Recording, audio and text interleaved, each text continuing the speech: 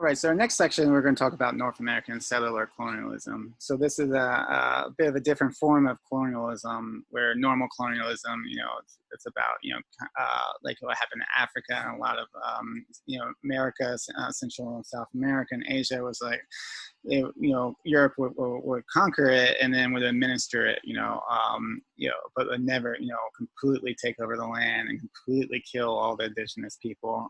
But North America was a little bit different, particularly United States and Canada and Australia was more about these creating these, it was more about taking the land. It's more about, not just, extracting resources and labor and exploitation, but it was more about completely taking the land and taking it completely over. And if not completely exterminating the indigenous people, at least trying to.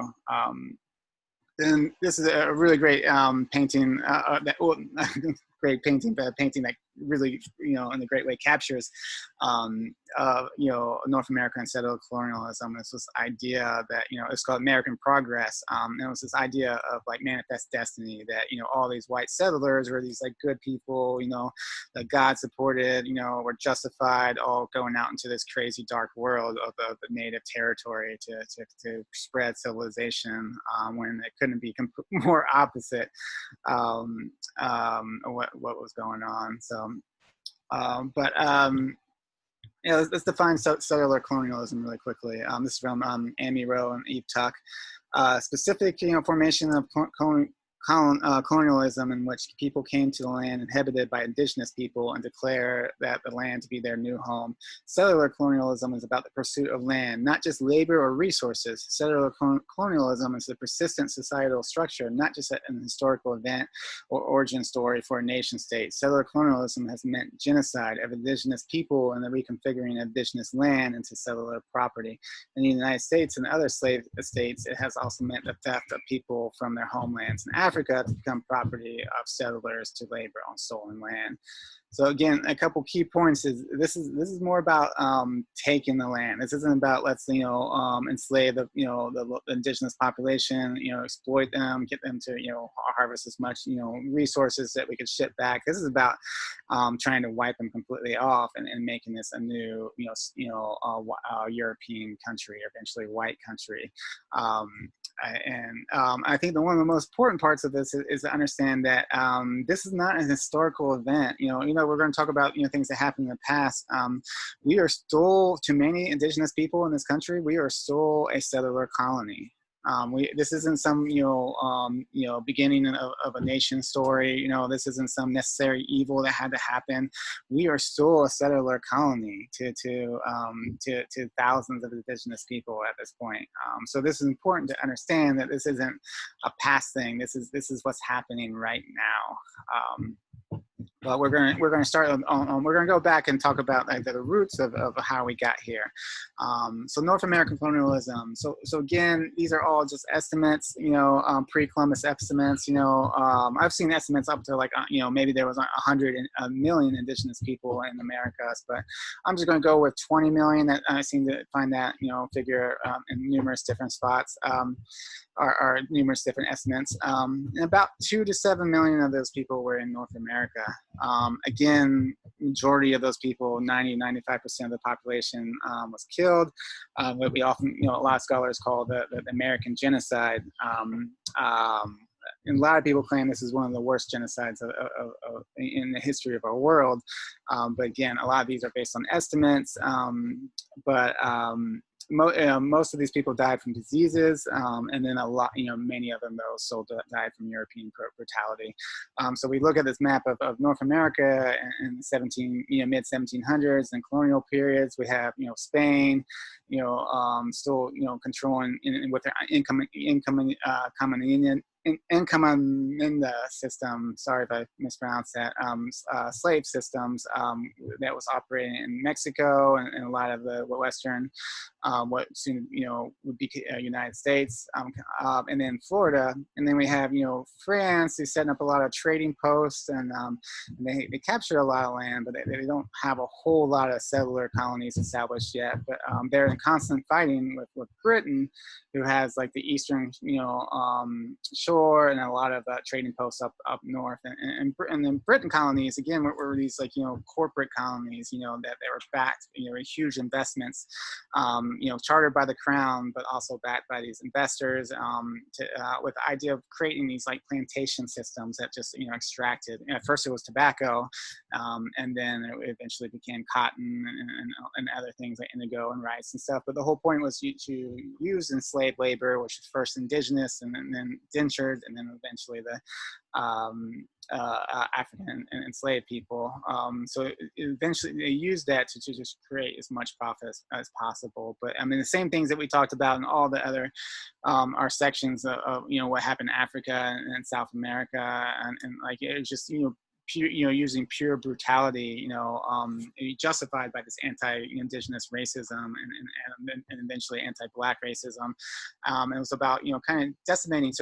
So much like feudal Europe, they had these common areas that gave people the ability to survive regardless of what was happening. So that was a big part of colonialism, was kind of capturing that common areas from the native people and privatizing it and trying to push them into areas that they couldn't really survive, and they had to become dependent on a lot of these structures. And then a lot of this was divide and conquer, again, using different tribes. Like the British would use Iroquois to fight other tribes, and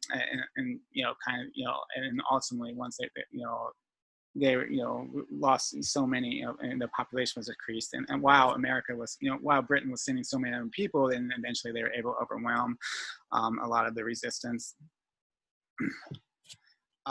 So so we're just going to advance forward to the beginning of the American Revolution. The American Revolution started 1776 was the declarations, I believe, but 75 to 83, and we teach a very clear reason why we went to war in our history books, and that was there was harsh taxes being imposed on the colonies, and it didn't have representation, so no taxation without representation. So a lot of these taxes were imposed because of the French and Indian War, and because they had a British standing army in the colonial area, and that was really expensive. And if you look at, I've seen different estimates for a lot of these taxes really, I mean, they weren't that bad, to say, not as bad as like, some of the taxes that were raised on African peasants but at the same time, it was a slippery slope. So, I mean, it's definitely a reason to want to have representation if you're going to be taxed. But there was also other, very significant reasons that we went to war and created the United States that we don't teach about. The big one is to protect. Oh man, I wrote protest slavery. This is actually to protect slavery. I'm sorry. But that's the complete opposite of what I was trying to say. So I'm going to redo that. But this is this is protect slavery, because there was this case in 1772 called the Somerset case, where essentially England, declared, the outcome of this case was that the common law in England does not support slaves, enslaving people. So, and with that case, it basically freed, 15,000 slaves in England. And that was like particularly disturbing to a lot of the southern colonies that owned a lot of slaves, because there was a lot of laws. There was just particular laws in Britain at the time where if they passed a law in England, that law would eventually be the law of all the colonies. So because they passed this law outlawing slavery in England, it was coming down. Everyone knew that eventually all the colonies would be would have their slaves outlawed. It took a little bit longer than people thought. It was another like 60 years before they eventually, and 70 years for India to eventually outlawed slavery. But everyone knew that was coming at that point. And at that time, before that, southern colonies were not super excited about joining American Revolution. This was more of a northern colony, thing. The southern colonies weren't affected that much by the taxes, and weren't, affected, and just didn't feel like they needed to take the risk until this happened. And then John Adams during the Continental Congress, 2 years later, promises all the southern leaders that they will support the right to maintain slavery. So they promise that they will create a slaveocracy, if they win this rebellion. And that ultimately, all of a sudden, all the southern, colonies were super excited to go to war with Britain. So this quote, taxation might have taken some of the property, but Somerset threatened to take all of it. So on top of that, also there's another thing with Western expansion or settler, so there was this proclamation in 1763 that the British declared. This was for Canada and America area, United States. It was they were all just British Empire at that point, but it was basically saying that there was, they couldn't cross the Appalachian Mountains. And it's, I don't know what the landmarks were in Canada, but in America, it was essentially the Appalachian Mountains. So, colonial white settlers, they were not allowed to cross over and to start capturing native land. And that had a lot to do, I mean, it wasn't because the British really cared about natives. It was about, they just, it was so expensive. These native wars that they were kept on fighting, that they were trying to prevent any future, wars between white settlers and natives, and just, having to have these, standing armies. Which is one of the reasons why there was like so much taxes, is because of trying to protect settlers with this army. That was a huge point. One of the first things, the first law that U.S. passed wasn't the Constitution; it was the Northwest Ordinance. It was basically the blueprint, for colonizing the British protected native lands west of Appalachian Mountains. And that was a huge point, because that was a lot of people, not just like poor settlers, but a lot of rich colonialists. So the elitist, elite colonialists, had huge investments in, land before this proclamation, had huge investments in native territories with assumptions that they were going to go over and take this land and make a whole lot of money. And that, it was cut off in 1763. And then just a few, you see a few years later, some of our founding fathers were like, this has to go. So I'm going to read this one quote from Jeffrey Osterler. Although the reference to the merciless Indian savages in our Declaration of Independence, that's literally how we describe Native Americans in our Declaration of Independence, appealed to the inhabitants of our frontiers, Jefferson and others who signed the Declaration had their own reasons for detesting British policies relating to Native Americans and their lands. More than a decade earlier, in order to end a costly war to suppress an indigenous resistance movement led by the Ottawa war leader Pontiac, the king issued the proclamation of 1763, which recognized indigenous ownership of lands west of the Appalachian Mountains crest and prevented colonists from settling there. At first glance, ordinary settlers might be expected to have been the propagation's major opponents. Some settlers did object, but the most potent source of opposition came from colonial elites, especially in Virginia and Pennsylvania, who had invested in companies with claims to lands west of the boundaries set by the proclamation. Unless those lands could be legally settled, land companies could not gain secure title to their claims. Investors would be left with nothing but debts they had incurred to bet on getting rich. In 1767, George Washington, one of the era's most passionate land speculators, predicted that the proclamation must fall in a few years. From 1776 to 1783, this is during the Revolutionary War, U.S. troops and colonial militias destroyed more than 70 Cherokee towns, 50 Haudenosaunee towns, and at least 10 multi-ethnic towns in the Ohio Valley, killing several hundred people, including civilians, and subjecting refugees to starvation, disease, and death. In the decades to come, U.S. presidents Washington and Jefferson included would call for the extermination of Native Americans who fought against this position. Several U.S. armies would try to do precisely that. So even the first year of the Revolutionary War, they didn't even wait. They started sending, militias out to, west of the Appalachian Mountain in the middle of the war to start, ethnically cleansing Native Americans in Ohio, which is just west of the Appalachian Mountains. Um, it's important to understand that these, I would argue, are more significant reasons why we went to war than some taxes. But there are many opinions. All right. Now we're just, talk about, now that we got into the United States, we're going to talk about the U.S. Settler colonialism. We're going to get into all our policies that we've done from past and present towards indigenous cultures. I want to read this Martin Luther King quote real quick. Our nation was born in genocide when it embraced the doctrine that original American, the Indian, was an inferior race. Even before there were large numbers of Negroes on our shores, the scar of racial hatred had already disfigured colonial society. From the 16th century forward, blood flowed in battles of racial supremacy. We are perhaps the only nation in which tried as a matter of national policy to wipe out its indigenous population. Moreover, we elevated that tragic experience into a noble crusade. Even today, we have not permitted ourselves to reject or feel remorse for this shameful episode. Our literature, our films, our drama, all folklore, all exalts it. So I want to just talk about some, policies. Of course, these aren't all policies. This is an indefinite list. There's a lot of horrific things that we've done to indigenous people, but I kind of broken up into a couple different categories. And this first one is about U.S. policies of extermination. So just, from 1776, from the birth of the country to present, we have stolen 1.5 billion acres of native lands. And it's really important that we say stolen, even though a lot of people will claim that we had treaties. I mean, these treaties were forced on most tribes. It was not a legitimate treaty. These were people that were being, starved and brutalized and killed, and they basically signed away their land in order to, survive. So that's kind of hard to say. We got these legitimately.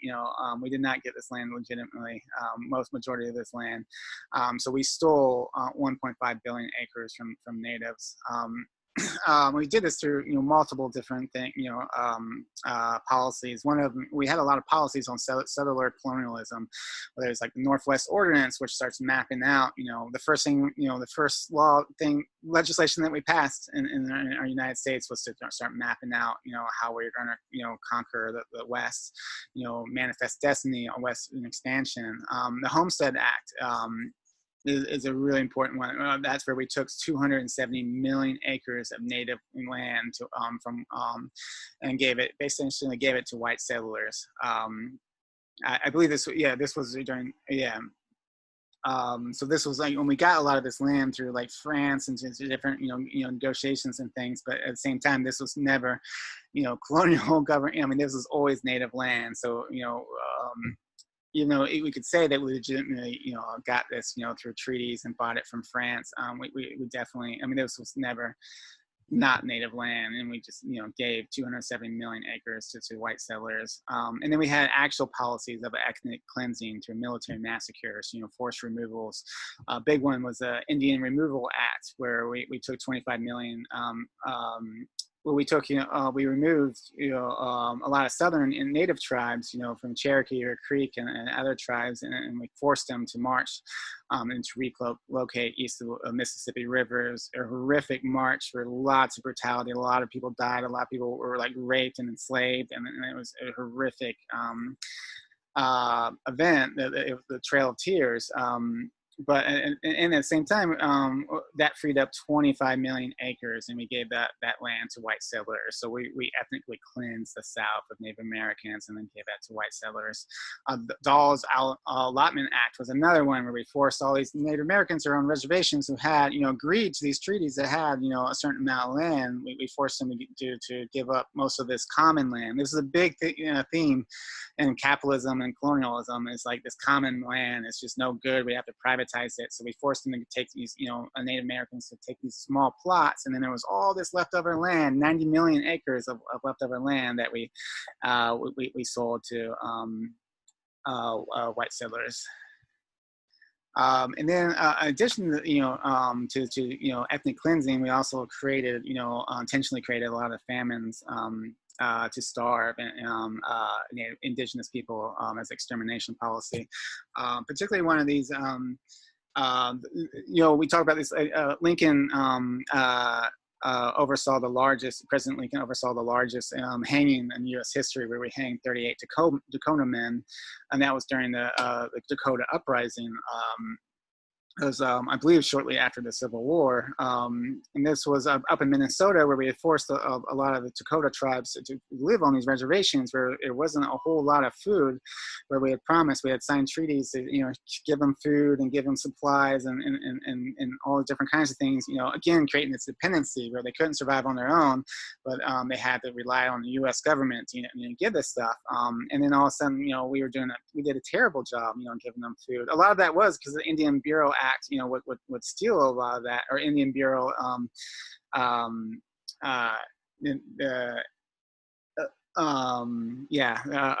we'll talk more about them. I don't know why it's spacing me. The Indian Bureau, the group that oversaw the natives, the indigenous populations. I forget what the last letter is, but we'll see it in a second.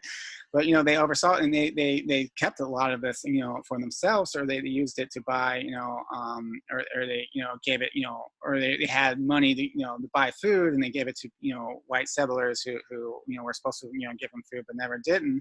And at the same time, the white settlers were encroaching on this land that they signed a treaty to, and were hunting a lot of their game, their wild game. So that, they were literally starving. So the Dakota uprised and attacked a bunch of white settlers, and then eventually the military came in and put them down, put the uprising down, and hanged a whole bunch of Dakota people. That was all because they literally were starving to death, and they were fighting for survival. The same is true with the U.S. policies eradicating the buffalo. So we, a lot of these plains tribes were especially around Montana, were dependent on the buffalo. But then once we found gold in this area, we started, the U.S. government actually encouraged, they would invite, expert, game hunters, they would supply, they would pay for, pay a certain amount of money, for buffalo, skulls, and they basically unleashed them. They armed them, they paid them, they hired them, they invited them in there, and they basically just exterminated the buffalo as a way to basically starve out these Plains Indians, and that way it was much easier to take their land, extract the gold. So this is a picture of the 1870 of just all the bison skulls that the government was paying bounties for. So we read this article. The U.S. Army sanctioned and actively endorsed the wholesale slaughter of bison herds. The federal government promoted bison hunting for various reasons, to allow ranchers to raise their cattle without competition from other bovines, and to weaken the North American Indian population. The U.S. government even paid a bounty for each bison skull recovered. Military commanders were ordered their troops to kill bison, not for food, but to deny Native Americans their own source of food. One general believed that bison hunters did more to defeat the Indian nations in a few years than soldiers did in 50 years. By 1880, the slaughter was almost over, where millions of bisons once roamed, only a few thousand animals remained. And this is the actual, after the Homestead Act, these are actual, advertisements, of selling, Indian land for sale, And then there was a lot of U.S. sanctioned violence. So a lot of times why this was, sanctioned is one of the reasons why is because the U.S. government denied natives, citizenship, which, maybe they didn't want to have citizenships, but they definitely wanted to have the things that came with, I'm sure some did, but some didn't. But it's not so much important about being citizenship. It's all the things that came with citizenship, like the right to vote, the right to own land, the right to due process and juries. The biggest one is, if a bunch of white settlers killed a bunch of Native Americans, and there was like a survivor, he could not represent himself in court. He couldn't, prosecute himself. He had no due process, So it was basically just like a free for all. For white settlers, to do whatever they wanted to Native Americans. And that was sanctioned by the government, denying Native people citizenships, not just citizenship, but the rights to citizenships. So Natives had no legal protection against white violence. And it really wasn't until 1924 did they gain citizenship and all these rights, and then it still took another 40 years before they gained the right to vote. Even though they gained citizenship, they had to fight state by state. Even though that the 14th Amendment giving black people the right to vote, black males, and the 19th Amendment giving all women the right to vote. Regardless of those, Native Americans were still denied the ability to vote. And another part was, even though there was a lot of legalized native slavery happening, especially out in the West. This was particularly, horrible because California was admitted in 1850 as a free state. It was supposed to be a slave-free state. But it passed, one of the first things they did was pass the California Act for Government and Protection of Indians. And that was basically gave all, a bunch of laws and programs that allowed for white people to enslave Native people. It's very similar to, how they continue enslaving black people after the Civil War, through convict leasing, sharecropping, and apprenticeship programs. So they would force Native children to do apprenticeships, which was just another word for they would enslave Native children and force them to work their farms. Or if they had vagrancy laws where if Natives were found not employed, they would be punished, and then they would be sold as slaves to pay off their debts. And then there was like actual Native slave markets in 1850 to 1870 in downtown Los Angeles, where they found where you could just go on a daily basis and buy Native people that are found guilty of vagrancy, and you can work them until they paid off their debts. And then this law was not repealed until 1937. So this is a law for almost a century in California. We think about California today as being this like liberal kind of like, there's like pockets of conservatism, but it's like mainly a liberal blue state. But that didn't really happen till recently, and that had a lot to do with the increased, Latin immigrant population, making that place more liberal. Like California was a pretty horrific place for the first century, especially towards Asian immigrants and indigenous and Latinx Latin immigrants. Another part is like multiple states like California, Minnesota, Dakotas, Arizona, many more states. They had bounties on Native scalps. This is where we get the word redskin. This is really important why it's so messed up that we have sports teams that had call themselves Redskins. Redskins is literally like the extermination policy, a state extermination policy. This happened in Minnesota after the Dakota uprising. They were literally fighting, not to starve themselves. And Minnesota passed a state bounty called bounty hunters to literally just go around killing Native people. Women and children as well. They all got paid from the bounties, and then the federal government often reimbursed these bounties as well later on. And then oftentimes state militias would they would organize and pay for state militias, these volunteer militias to go in and basically exterminate Native populations, particularly around gold rushes. I mean, the gold rush in California was a horrific event for the Native population in California. This is literally what the first governor of California said, Pete Burnett, that a war of extermination will continue to be waged between races until the Indian race became extinct, must be expected. And he said that as he was literally arming local militias to kill natives and have bounties, all because they found gold, in the native land. They wanted to exterminate them so they can all get rich. And that was particularly with the California gold rush. It was ultimately a genocide. In 20 years, 120,000 Native people were wiped out. That's 80% of California's Native population was wiped out. A lot of it was disease. A lot of it was food shortages. A lot of that came from white prospectors, what we call 49ers. Another, great whitewash term, 49ers. Sounds so cool, like going out and trying to get rich by finding gold. But I mean, really 49ers were very integral into the extermination of Native populations. They were ones that they would hunt the native food, causing food shortages. They would, bring diseases, as well as they participated in a lot of the murders and the militias and the bounties. They're expected in this time period, 10,000 Native people were killed by state-sanctioned murders. So I'm gonna play a real quick video. This is from Yellow Fever. It's an independent documentary that was produced a while ago. Oh, also, this is the Minnesota. This is a news clipping from the Minnesota newspaper that talks about how they would pay, $200 for every redskin sent to purgatory. So every Indian scalp that or native scalp that they got paid for. And this was advertised in the newspaper. So I mean, there was an enormous amount of people, native people, were murdered for this. But I'm going to play this clip real quick from Yellow Fever. You could get as much as $5 for a head or a scalp of an Indian.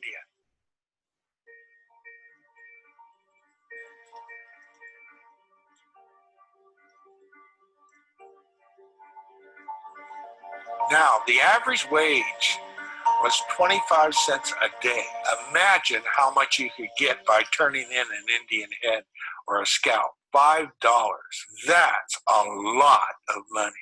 There was people that turned to Indian hunters. The government put together militias that sole purpose was to go throughout California and do nothing but slaughter.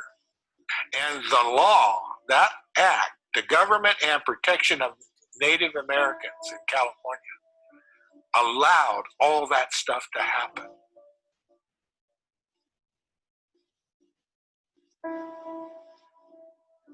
You could not testify that somebody did something to you or killed your wife or raped your wife or anything. Therefore, no charges were ever brought.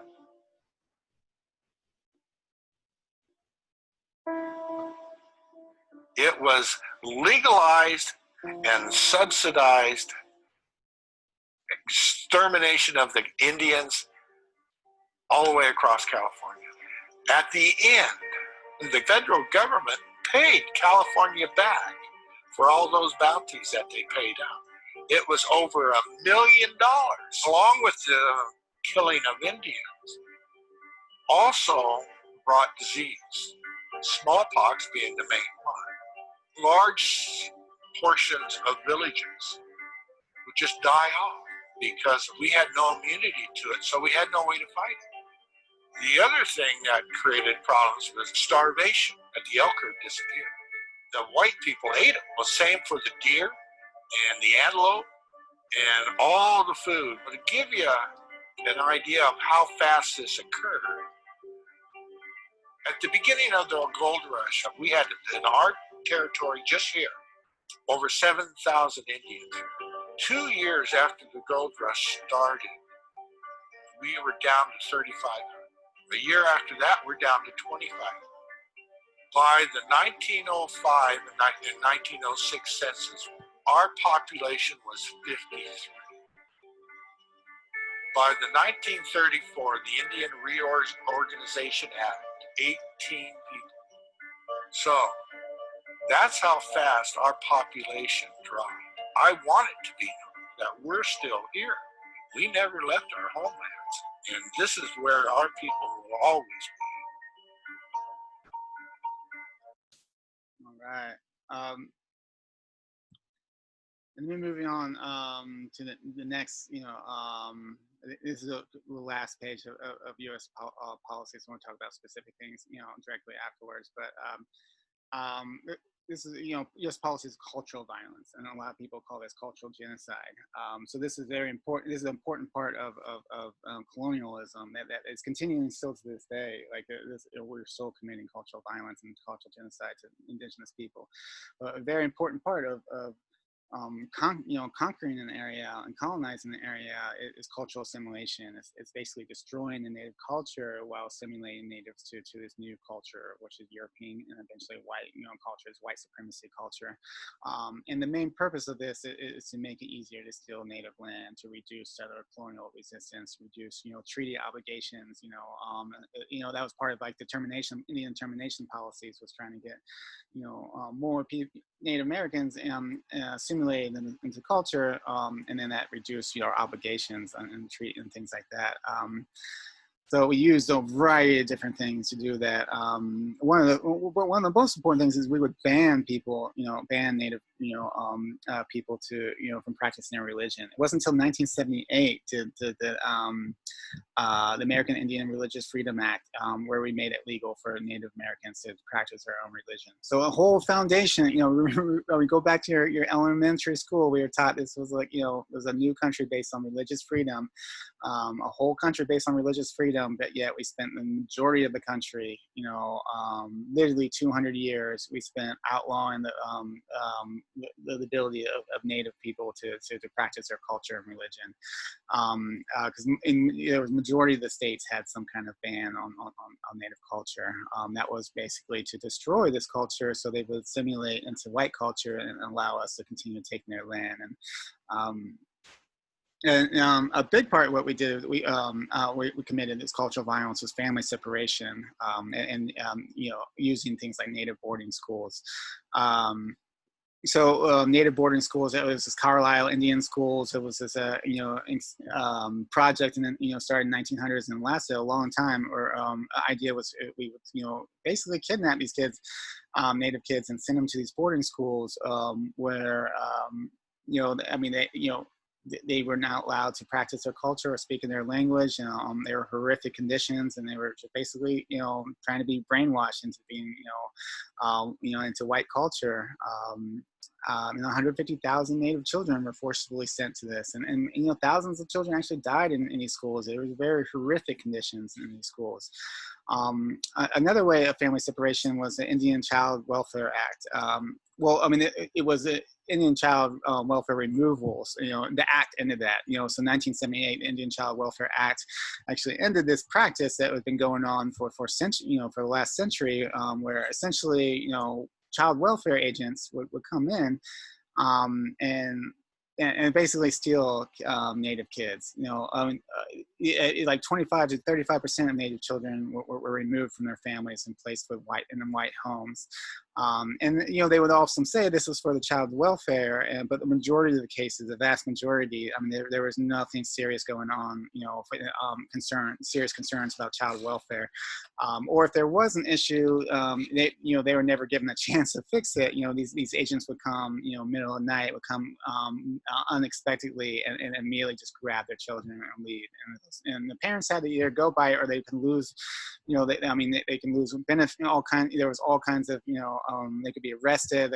All kinds of horrific things can happen to them, and they had, a lot of times I've heard stories about like they didn't let the child welfare agent take one of the kids. They were going to lose the rest of their kids, and it was a pretty awful situation, and it's still, even though with the Indian Child Welfare Act, it's still happening today. There's a large evangelical Christian conservative groups that are pushing to remove this act because they want to. They have this white savior culture. They want to, they believe that Native children are being not being cared for, and they want to save these children and bring them in. So they're actually trying to remove this act. It's still going on today, and it's pretty awful.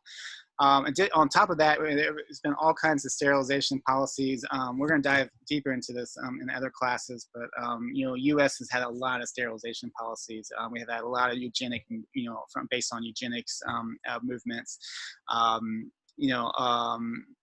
But a big one in the 1970s, with a lot of Native women, they would go in for certain procedures, and while they were unconscious, or they would be sterilized. And there's been accusations that up to 25% of Native women were sterilized during the 70s. And so, this is what I couldn't remember the acronym. The Bureau of Indian Affairs, BIA. So this is the organization that is basically assigned to oversee Native, a lot of Native reservations and indigenous people in general. And this is where this is how a lot of these horrific things are facilitated. Is through this organization. They enforce the cultural assimilations.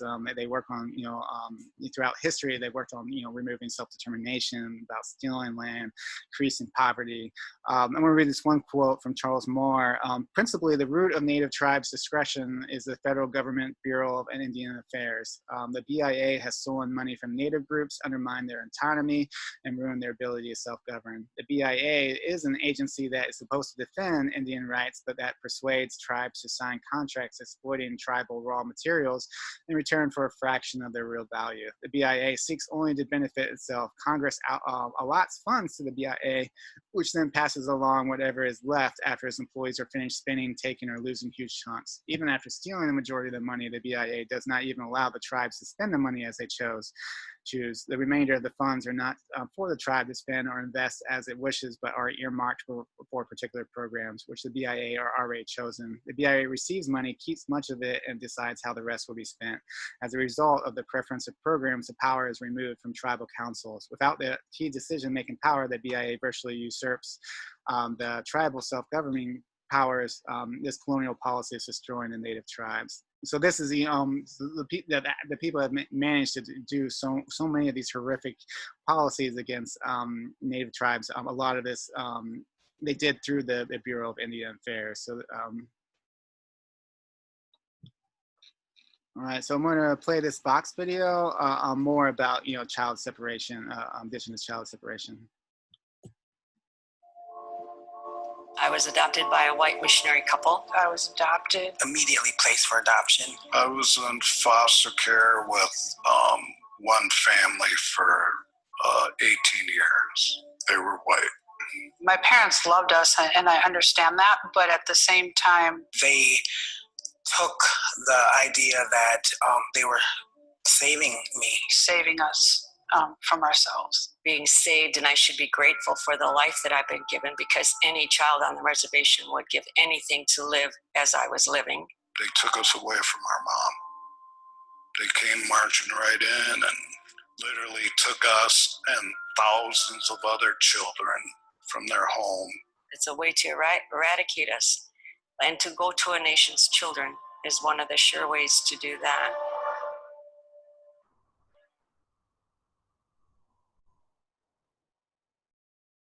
The U.S. has a long and brutal legacy of attempting to eradicate Native Americans. For centuries, they colonized Native American lands and murdered their populations. They forced them west and pushed them into small, confined patches of land. But Native Americans resisted. A Board of Indian Commissioners report said, instead of dying out under the light and contact of civilization, the Indian population is steadily increasing. And that was an obstacle to total American expansion. So the U.S. found a new solution: to absorb and assimilate them. It all started with an experiment and a man named Richard Henry Pratt. He had in his charge some prisoners of war, and he taught these men how to speak English, how to read and write, and how to do labor. He dressed them in military uniforms and basically ran an assimilation experiment. And then he took his results to the federal government and said, they're capable of being civilized. So he was able to get this project funded. In 1879, the government funded Pratt's project, the first ever off-reservation boarding school for Native American children. His motto was to kill the Indian and save the man. What started there at the Carlisle Indian Industrial School was nothing short of genocide, disguised as American education. Children were forcibly taken from reservations and placed into the school, hundreds, even thousands of miles away from their families. They were stripped of their traditional clothing, their hair was cut short. They were given new names and forbidden from speaking their native languages. To take our children and to indoctrinate them into Western society, to take away their identity as indigenous peoples, their tribal identity. I think it's one of the most effective and insidious ways that the U.S. did do harm to indigenous peoples here, because it targeted our children, our most vulnerable. And they tried to make us ashamed for being Indian, and they tried to make us something other than Indian. There are also accounts of mental, physical, and sexual abuse, of forced manual labor, neglect, starvation, and death. My great-grandfather went to Carlisle, and nobody in my family ever talked about it. So if you Google Indian boarding schools, the majority of the pictures that you will see will be actually from Carlisle. Colonel Pratt created propaganda. He hired a photographer to create those before and after photos to show that his experiment was working. So it was, intentional propaganda. And it worked. The Carlisle model of education swept the country and led to the creation of over 350 boarding schools to assimilate Native American children. On the one hand, we have the Navajo as we find him in the desert. Few of these boys and girls have ever seen a white man.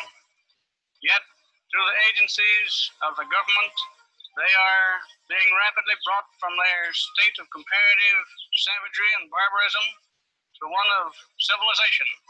In 1900, there were about 20,000 Native American children in these schools. By 1925, that number more than tripled.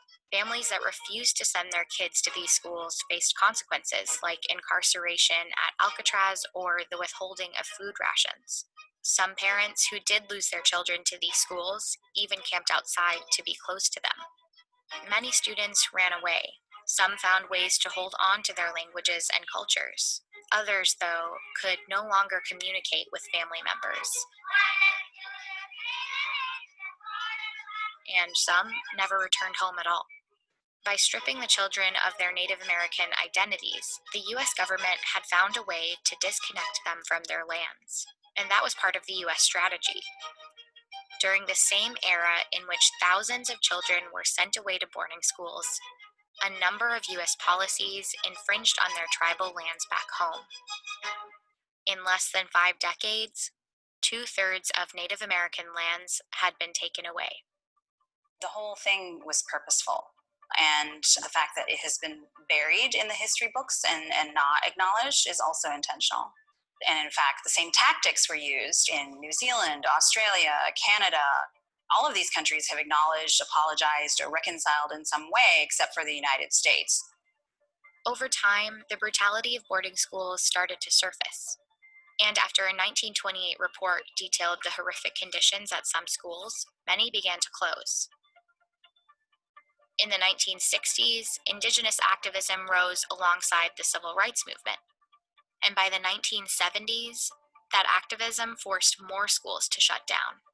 The government handed over control of the remaining boarding schools to tribes to be run in partnership with the Bureau of Indian Affairs.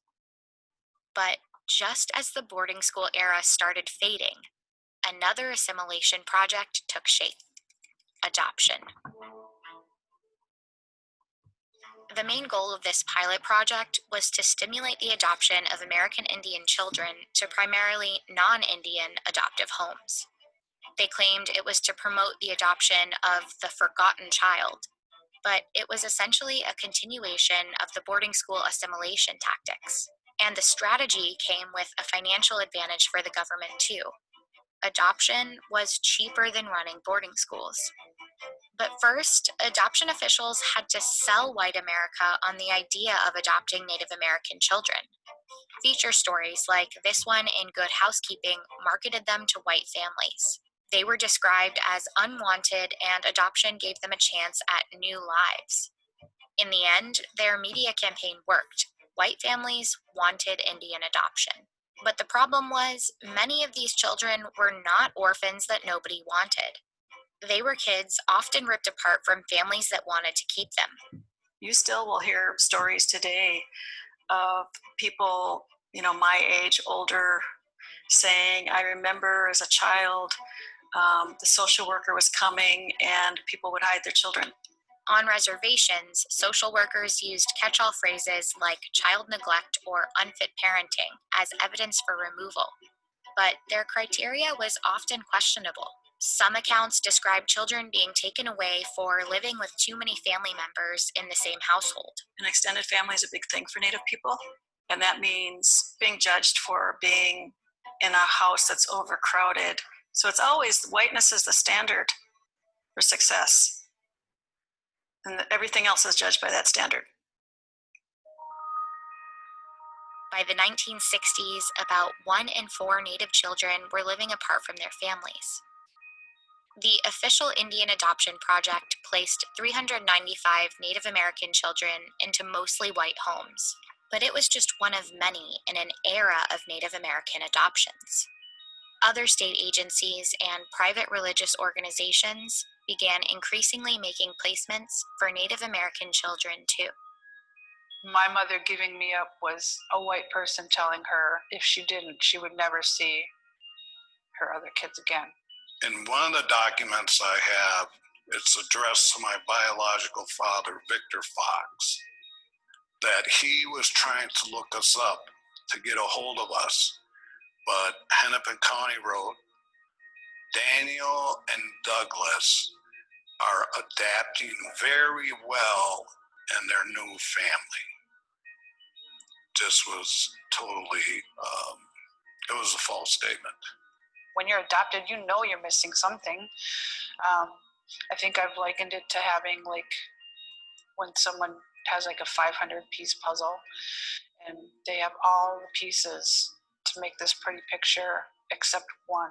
My adoptive mother was not well, verbally, physically, and sexually, and spiritually abusive. So by the time I was 14, I started drinking. 15, drugs were added, and I became an addict to numb. I didn't realize I was numbing pain. I tried suicide, tried slicing my wrist one time. Children were taken and believed like I believed for a long time that there was something wrong with me versus something wrong with the system. The Indian Adoption Project was considered a success by the people who set it in motion. Officials claimed, generally speaking, we believe the Indian people have accepted the adoption of their children by Caucasian families and have been pleased to learn the protection afforded these children. But the truth was unsettling. These hearings on Indian children's welfare is now in session. When I was pregnant with Bobby, and the welfare kept coming over there and asking me if I'd give him up for adoption. Before he was even born? Yeah. They picked up my children and placed them in a foster home. And I think that they were abused in a foster home. 4 years after Native people organized in this Senate hearing, Congress passed the Indian Child Welfare Act, known as ICWA.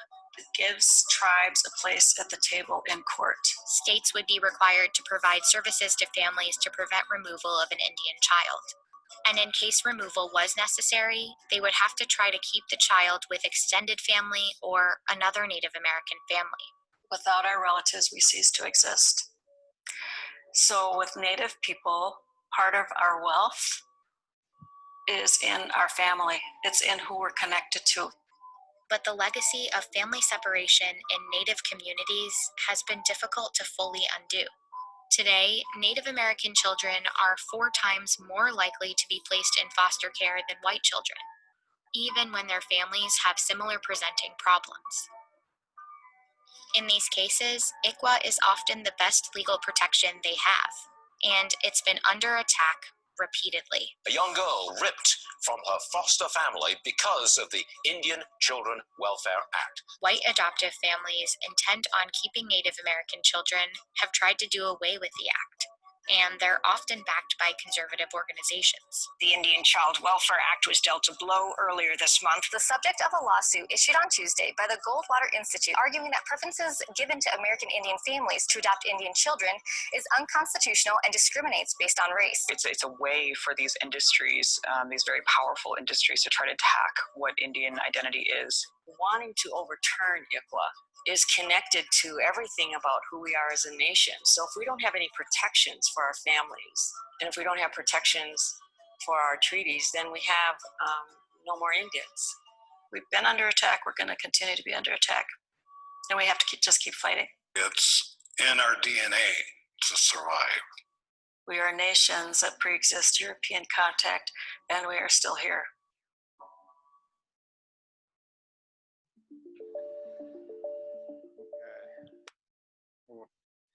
It's a tough video to watch. So a lot of these policies that we've enacted, that we just talked about, extermination of cultural violence, was justified through, European colonialists in the United States, justified these policies through a series of different,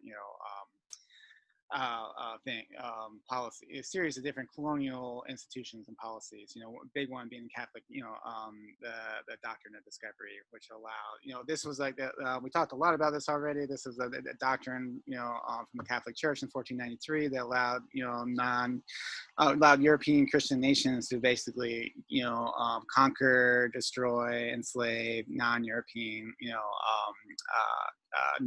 non-Christian nations. The idea that these people were heathens, they were inferior, they're uncivilized, and we were bringing Christianity and civilization to them. And it's still today the basis of all European claims.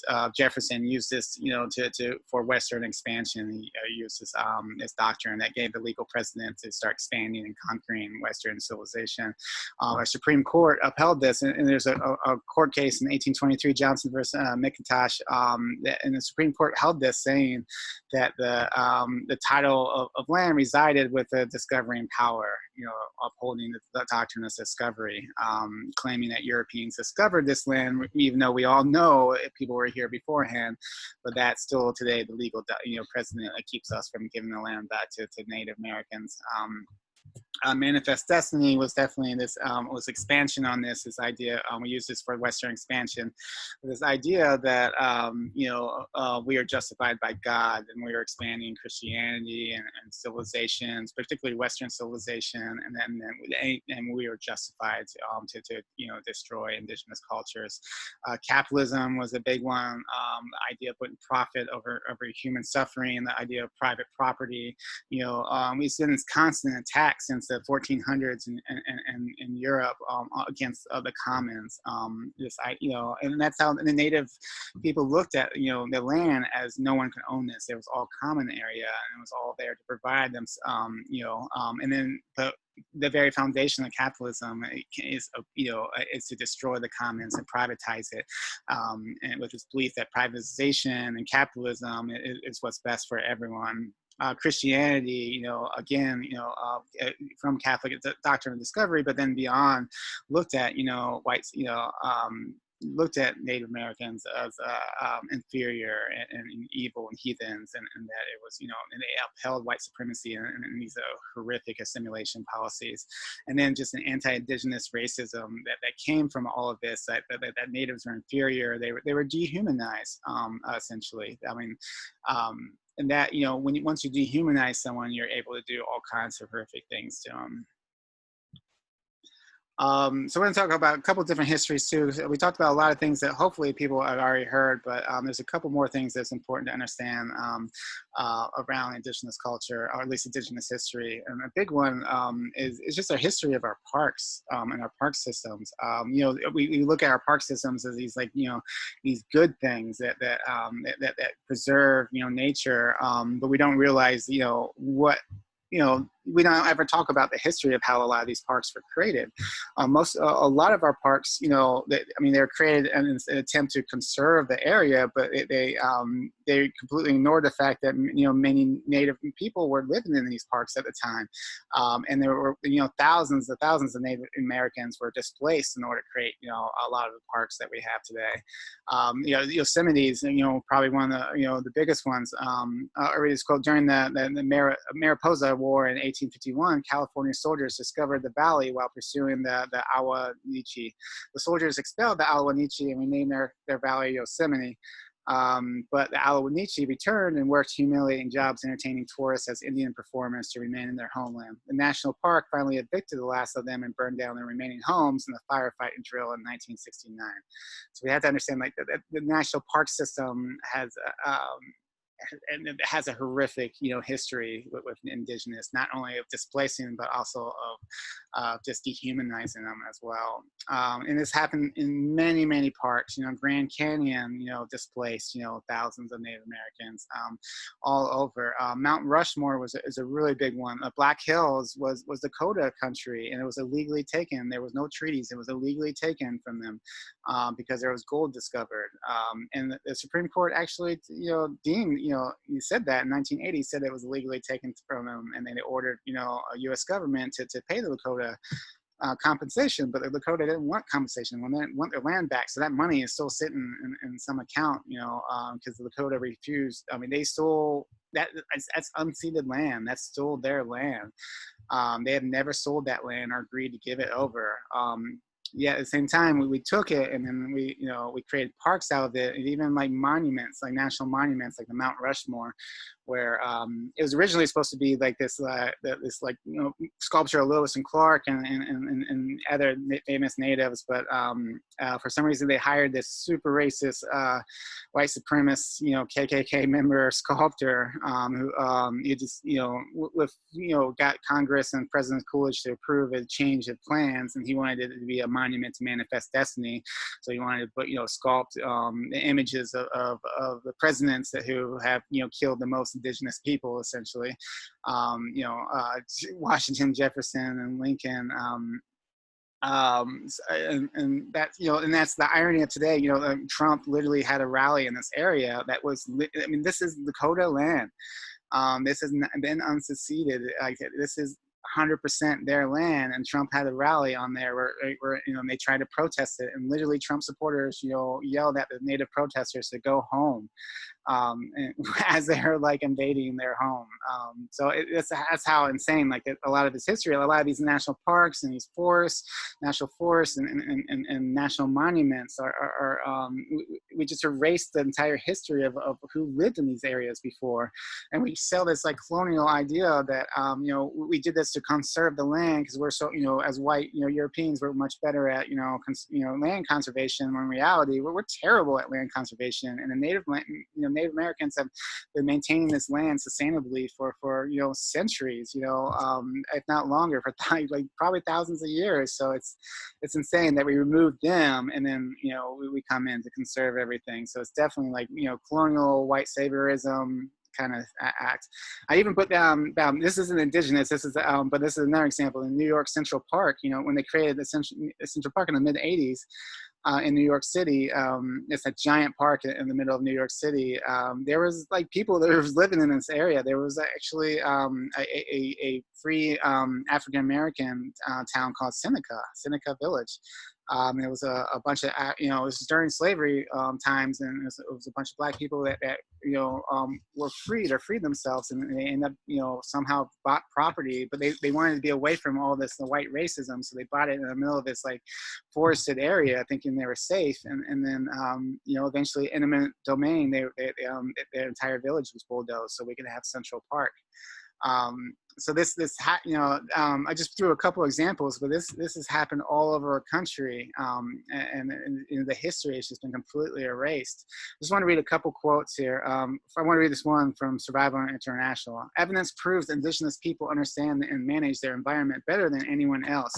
80% of the Earth's biodiversity is in tribal territories, and when indigenous peoples have secure rights over their land, they achieve at least equal, if not better, conservation results as a fraction of the cost of conventional conservation programs. But in Africa and Asia, governments with NGOs are stealing vast areas of land from tribal people and local communities under false claims that this isn't necessary for conservation. They then call the stolen land a protected area or national park and keep out the original inhabitants, sometimes with shocking level of violence, while tourists and other outsiders are welcomed in, and eco guards and park rangers burn down local people's homes, steal goods, and vandalize properties, and beat, torture, and rape and kill local people in impunity. So this is still happening today all over Africa and Asia. There's these giant environmental organizations like World Wildlife Foundation and other ones that are helping build these like parks, and they're doing it because they want to conserve these beautiful areas, but they just have no concept that there's already people in there, and just those entire villages and people get displaced. People have been like maintaining these areas for a long time. So a lot of this is, called like green colonialism, which is like the occupation, genocide, cultural erasure, and the stealing of exploitation of land and water under the guise of environmentalism, displacing indigenous people from their native land and controlling the land and resources for conservation or protection or collective environment at the expense of the occupied group. So this is something that's been happening, all over. And a lot of this gets mixed with our environmental movement as well. There's been recent efforts to try to decolonize our environmental movement, and it's so important right now because, even though people mean well on a lot of these, a lot of environmental movement produces an enormous amount of anti-Indigenous racism. So a lot of like the first early environmentalists, they were, white supremacists, they were eugenists, they were elitist game hunters, and, anti-immigrant people. These are the people that, wrote, really horrific racist immigration laws, in order to, and that's, they viewed a lot of these, Native people as savages, inferior, and they weren't capable of maintaining these beautiful, environmental areas.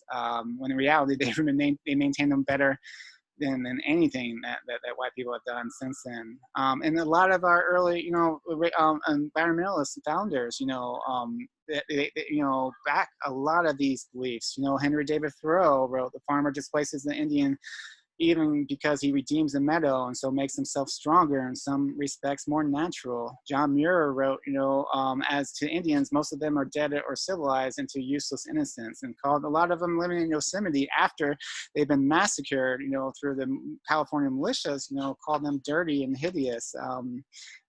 There's a lot of these people, Aldo Leopold, thought Asians and other impervious newcomers were invading the U.S. What we saw, particularly like in the mid 1900s, we saw this like a movement to kind of combine environmentalism to this white supremacist idea, perspective of overpopulation. We really started with Thomas Malthus in the early 19th century.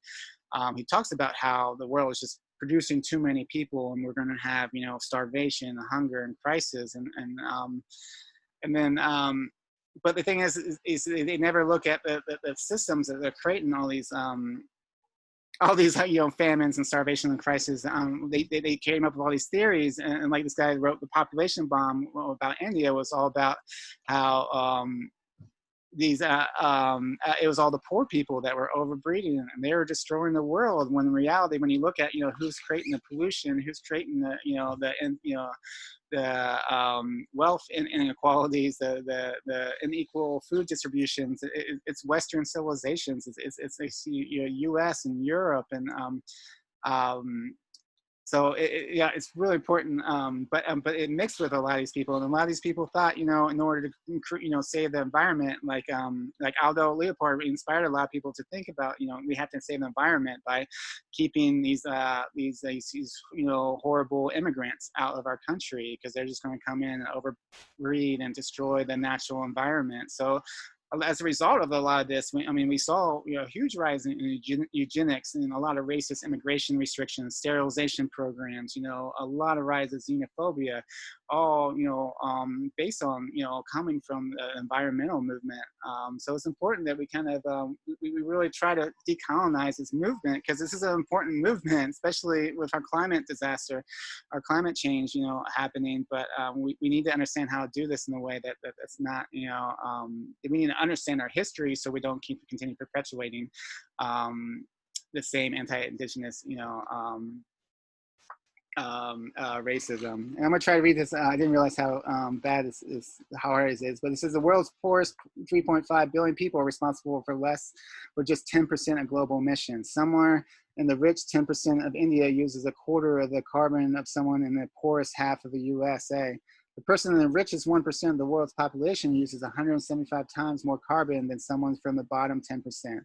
I think who's to blame. So this idea, when we hear about, overpopulation, it's almost always about these poor countries and they're overbreeding, and they're going to destroy the world and cause famines and things. When in reality, like we're it's these rich countries, these Western countries that are causing most of the pollution, are causing most of these famines and crises that are happening in the world.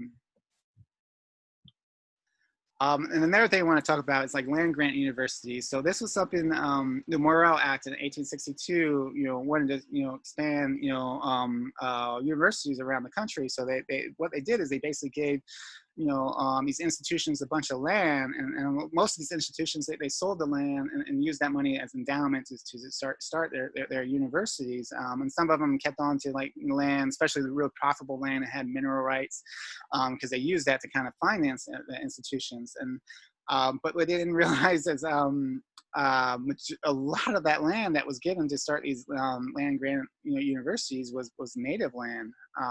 So I'm going to just read this real quick. Granted expropriated indigenous land to states in order to fund universities. Indigenous territory acquired through lopsided treaties and outright seizures was funneled through the act to make advanced agricultural and mechanical education more widely acceptable. The lands were usually sold quickly to raise money for college endowments, but in some cases they remained in the possession of states and continued to produce revenue for their associated universities. In all, the act redistributed 10.7 million acres of land from more than 250 tribal nations for the benefit of 52 colleges, an area approximately the size of Denmark. So another thing I think we need to, we need to recognize these histories so we can start repairing them. And then if you look at, what's happening with Native people, Indigenous people today. So today we have 567 tribes. A good part of them too are an Alaska Native community. And currently, these are the ones currently recognized. There's a lot more tribes that are trying to get recognized. But it was about 4.1 million self-identified American Indians and Alaska Natives. So about 67% of them live in urban cities. But we can look at some of the statistics. I mean, Native people in general across the board have some of the worst statistics in things like public health and like poverty. 27% of all Native Americans live in poverty. 40% of Natives who live on reservations live in substandard housing. So that's a lot of times because the HUD is responsible for a lot of the housing on reservations, and they do a terrible job. Like 16%, less than 16% have indoor plumbing. So they're living in some really awful poverty in these reservations, and they're not supposed to be. These are under these treaties and under our obligations. They actually should be living well. So we have high levels of mass incarceration and policing. So Native people so Native people are more likely to be killed by law enforcement than any other racial groups. And I know, Black people as well are very high up there as well. And sometimes I've seen different statistics where Black is actually a little bit more Native, but most of the statistics I see, rank Native, people, as being the number one people, killed the most by police. Natives count for less than 1% of the national population, but they make up nearly 2% of all police killings. In South Dakota, Native Americans make up 9% of the total population, but 29% of the prison population. And on top of that, you have enormous amount of trauma and suicide, and Native people have the highest levels of suicide. A big part of this is we're learning. We're going to talk a little bit about this later, but it's generational trauma, this inherited trauma that it's a new science at epigenetics, where we're discovering when horrific things happen to people, it gets encased in people's DNA and they pass it down to other people, which comes in the forms of like almost like automatically having like post-traumatic stress syndromes and things like that are just horrific on the body and the mind. But suicide is the second most common cause of death for Native youth, 2.5 times the national average. 22% of Native children suffer from post-traumatic stress disorder. And then land, Indian so Indian nations, they don't own the reservation of these lands, and that's a big problem. They're held in trust by the federal government, so that prevents them from leveraging assets, taking out mortgages or things like that to try to promote economic growth. So that's a big hindrance. And at the same time, they're constantly fighting the federal government from selling off their land that they're not supposed to, but selling off their land to mining industries and waste industries. Voting rights, we see enormous amount of voting suppression, every election, especially in the 2018 election, the North Dakota GOP, they passed all this voter ID law that required, that not only had you had that ID, but you had to have an address, not a PO box on your ID. And that's a problem because most people living in reservations, they don't have addresses on reservations. So they have PO boxes that they use for things like IDs. So that was, GOP specifically targeting Native voters and trying to suppress them. It's pretty horrific, and that happens like all the time.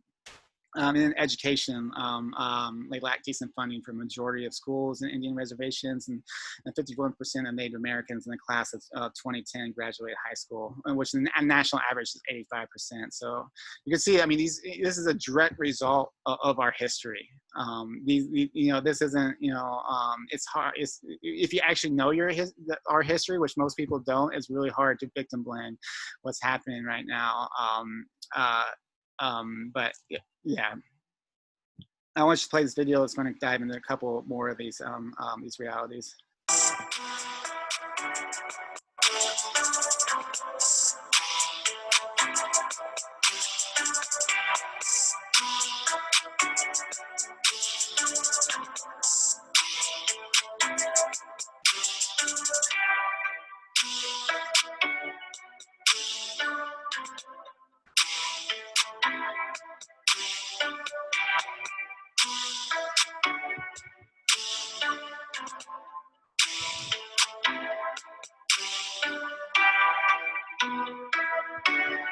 The first time I was raped was when I was 3, and then after that I was raped again when I was 10 and beat.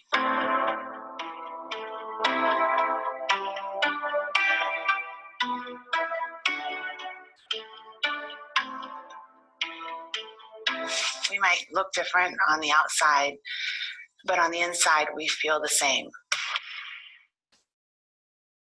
Okay, and so the last thing I want to talk about is just the sexual violence that Native women experience, which is it's way beyond anything any other group experiences in America.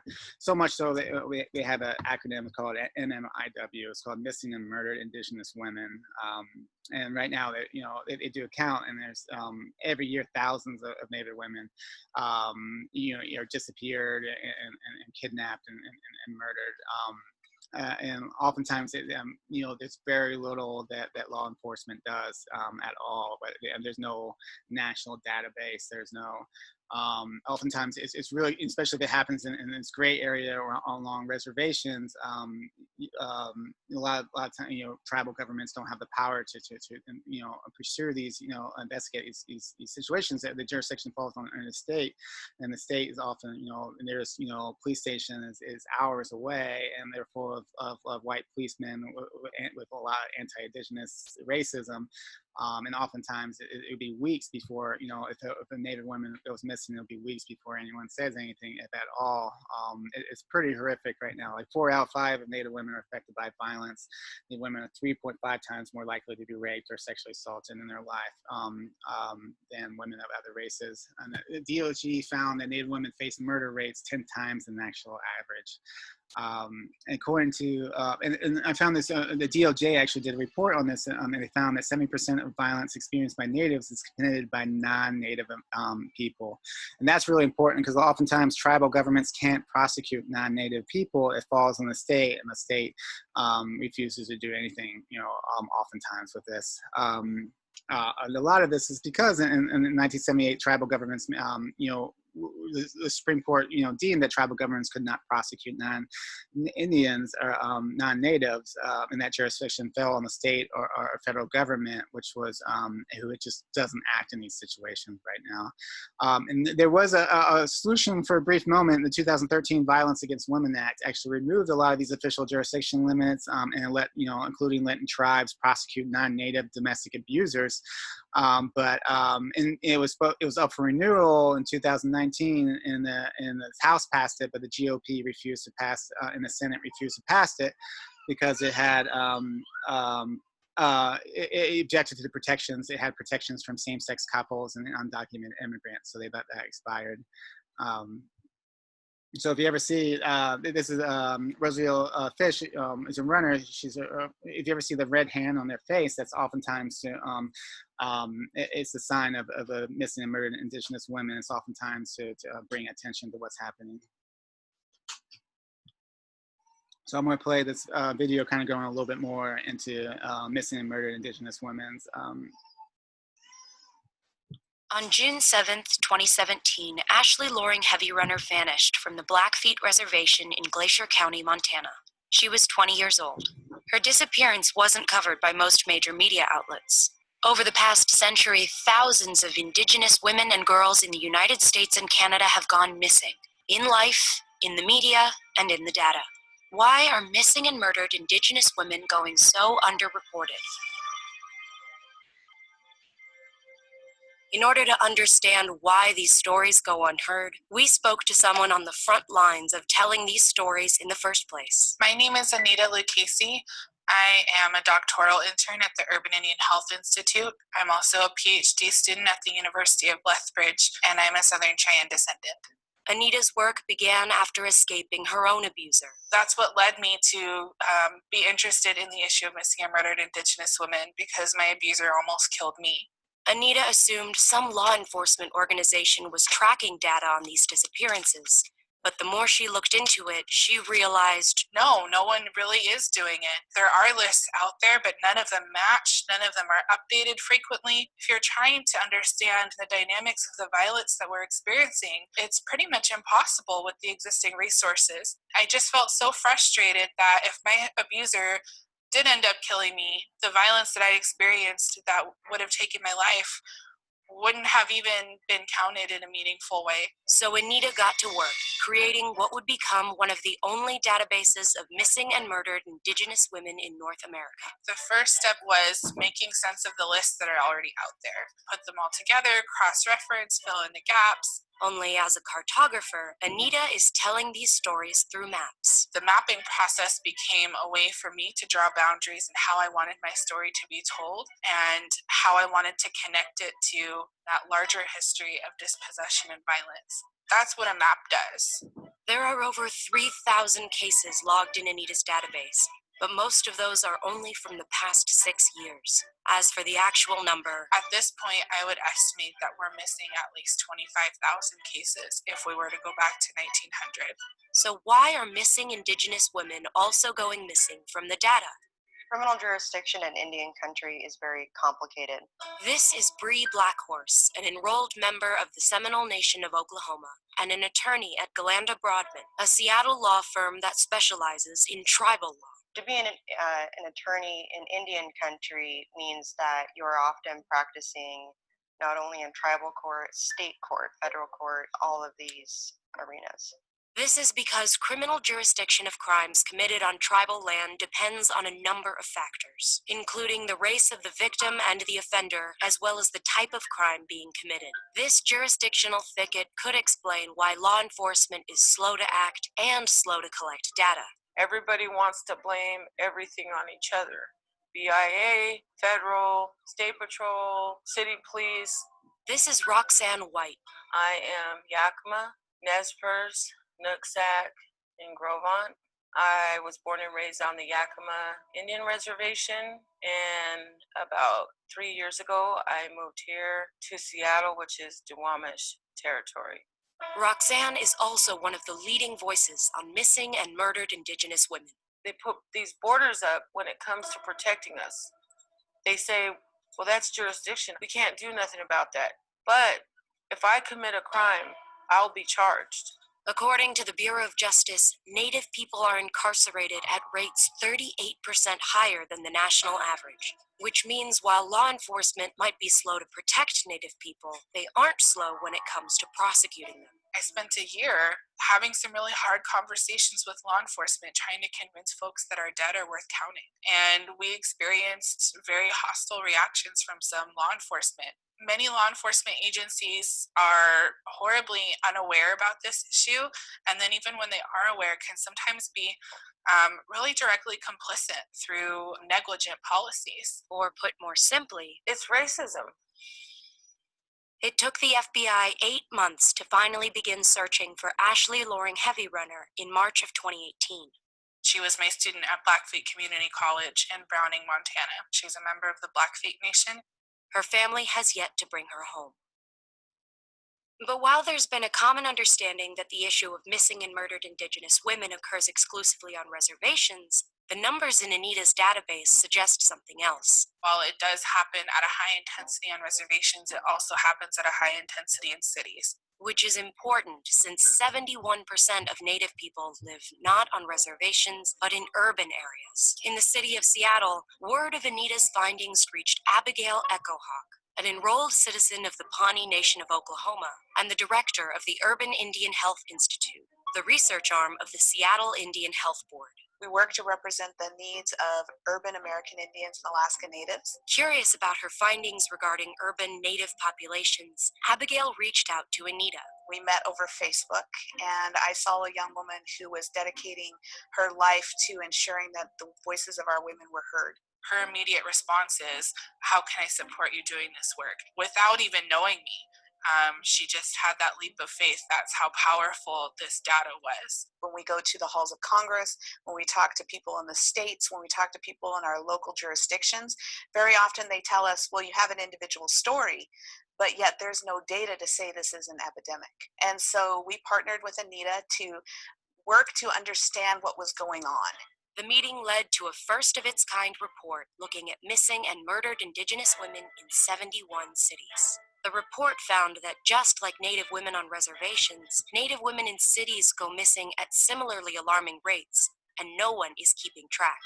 Their research found 506 cases since the 1940s. However, with most of them being from 2010 forward, what we know is this is barely scratching the surface. And when Native women go missing in the data, they also go missing in the media. As we looked at the media coverage, we began to recognize that those murdered and those who had gone missing, whether it was 30 years ago or yesterday, were still not being represented in the media. I haven't seen any of our sisters, Alyssa McLemore, Larissa Lonehill, Khadijah, Britton, Ashley, Loring, Heavyrunner, none of them.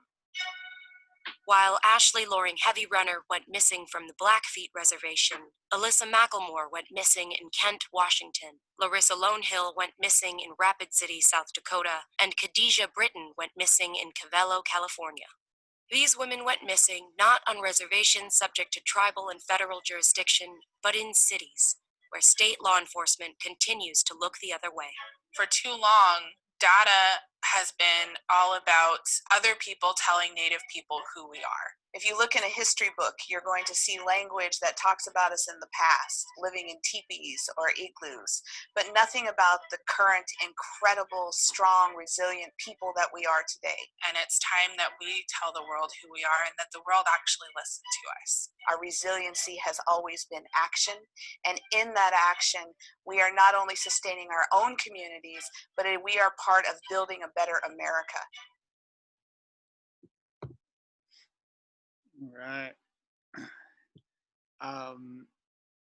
So it's definitely something, if you need an issue to motivate you, I know a lot of people are struggling with their vote on 2020, but if you need an issue to help motivate, Biden actually was one of the founders of the Violence Against Women Act, and I do believe it has a better chance of passing.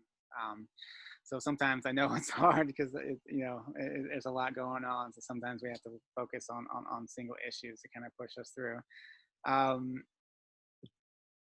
So one last thing, one thing I want to talk about is this idea of intergenerational trauma. And we talked a little bit about this, but I wanted to kind of dive a little bit more into it. It's definitely emerging. There's been a lot of new science around this, of the science of the epigenetics. It was first introduced in the 1940s, but just in the last decade or so, they really discovered a lot more about it. And a lot of it, plays on this fight and flight response. So a lot of this is that subconscious stress. So it's not necessarily that you pass on this memories of this trauma that you experience, but you just pass on the actual the outcomes of the trauma, and that can be a lot towards could feel like a lot of post-traumatic stress syndrome, depression, anxiety, high blood pressures, a lot of just like, body issues and stress issues. And I think, and there's been a big movement just to kind of, build awareness of it, because there can be shame around this. So I think just having a better understanding of intergenerational trauma is really important, because this is something that is directly linked to the health outcomes that we're seeing, and a lot of groups that have historically experienced, some horrific oppression. So I want to move a little bit forward on a couple more things I want to talk about. It's just celebrating covering up atrocities as well. The first one, we already talked a little bit about Columbus. Columbus was a really evil person. He did, some horrific things, including successfully committing genocide against a whole population of natives. And I think Robert Reich makes a good point. The fact that Columbus Day is a federal holiday and Juneteenth is not says a lot about our history we have sought to glorify and the facts that we have sought to ignore. And another, I mean, I think it's easy for Columbus Day, but another one that we've been struggling with is Thanksgiving and around the history of Thanksgiving. So I'm going to play this quick video that's going to talk a little bit about that history and what really was behind Thanksgiving.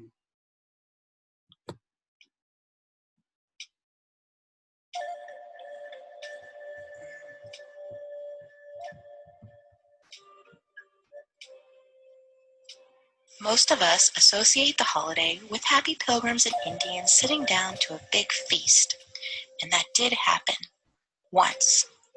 The story began in 1614 when a band of English explorers sailed home to England with a ship full of Patuxet Indians bound for slavery. They left behind smallpox, which virtually wiped out those who escaped. By the time the pilgrims arrived in Massachusetts Bay, they found only one living Patuxet Indian, a man named Squanto, who had survived slavery in England and knew their language. He taught them to grow corn and to fish, and negotiated a peace treaty between the Pilgrims and the Wampanoag Nation.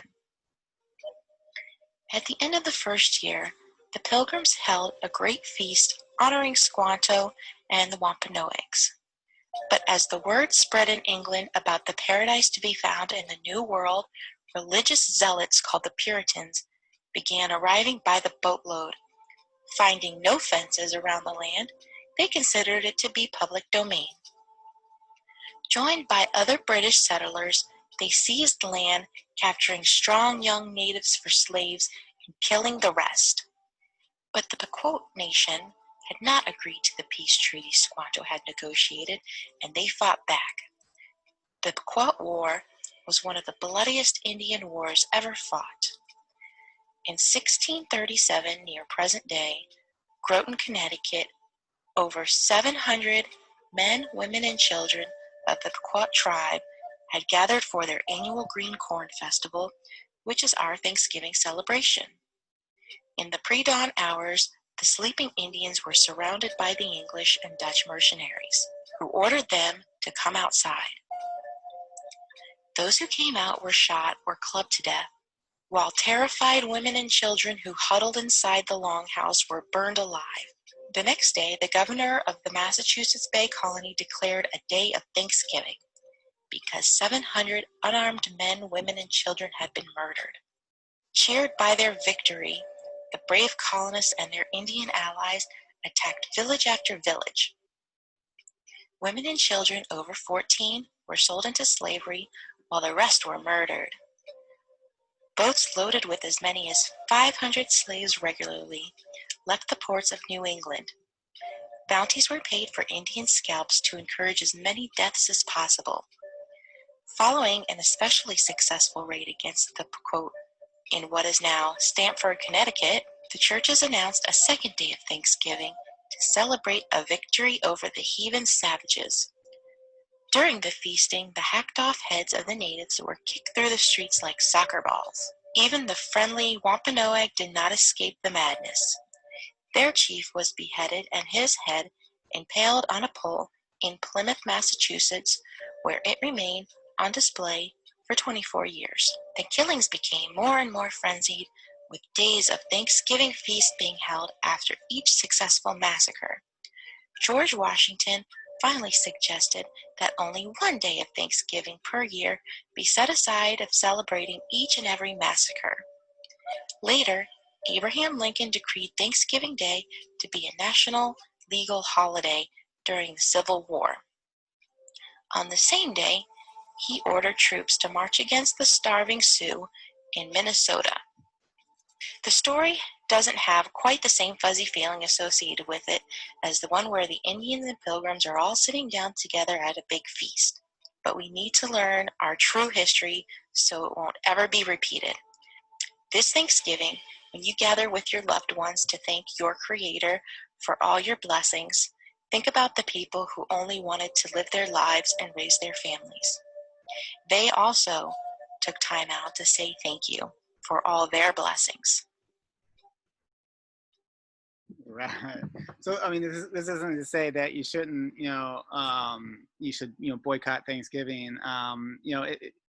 But at the same time, we should have Thanksgiving, but also we should, learn about the history and try to decolonize ourselves, and talk about this with our family and friends, and then make Thanksgiving, maybe remove the whitewashed history of Thanksgiving and just make it about this family celebration, but at the same time, understanding the history behind that as well.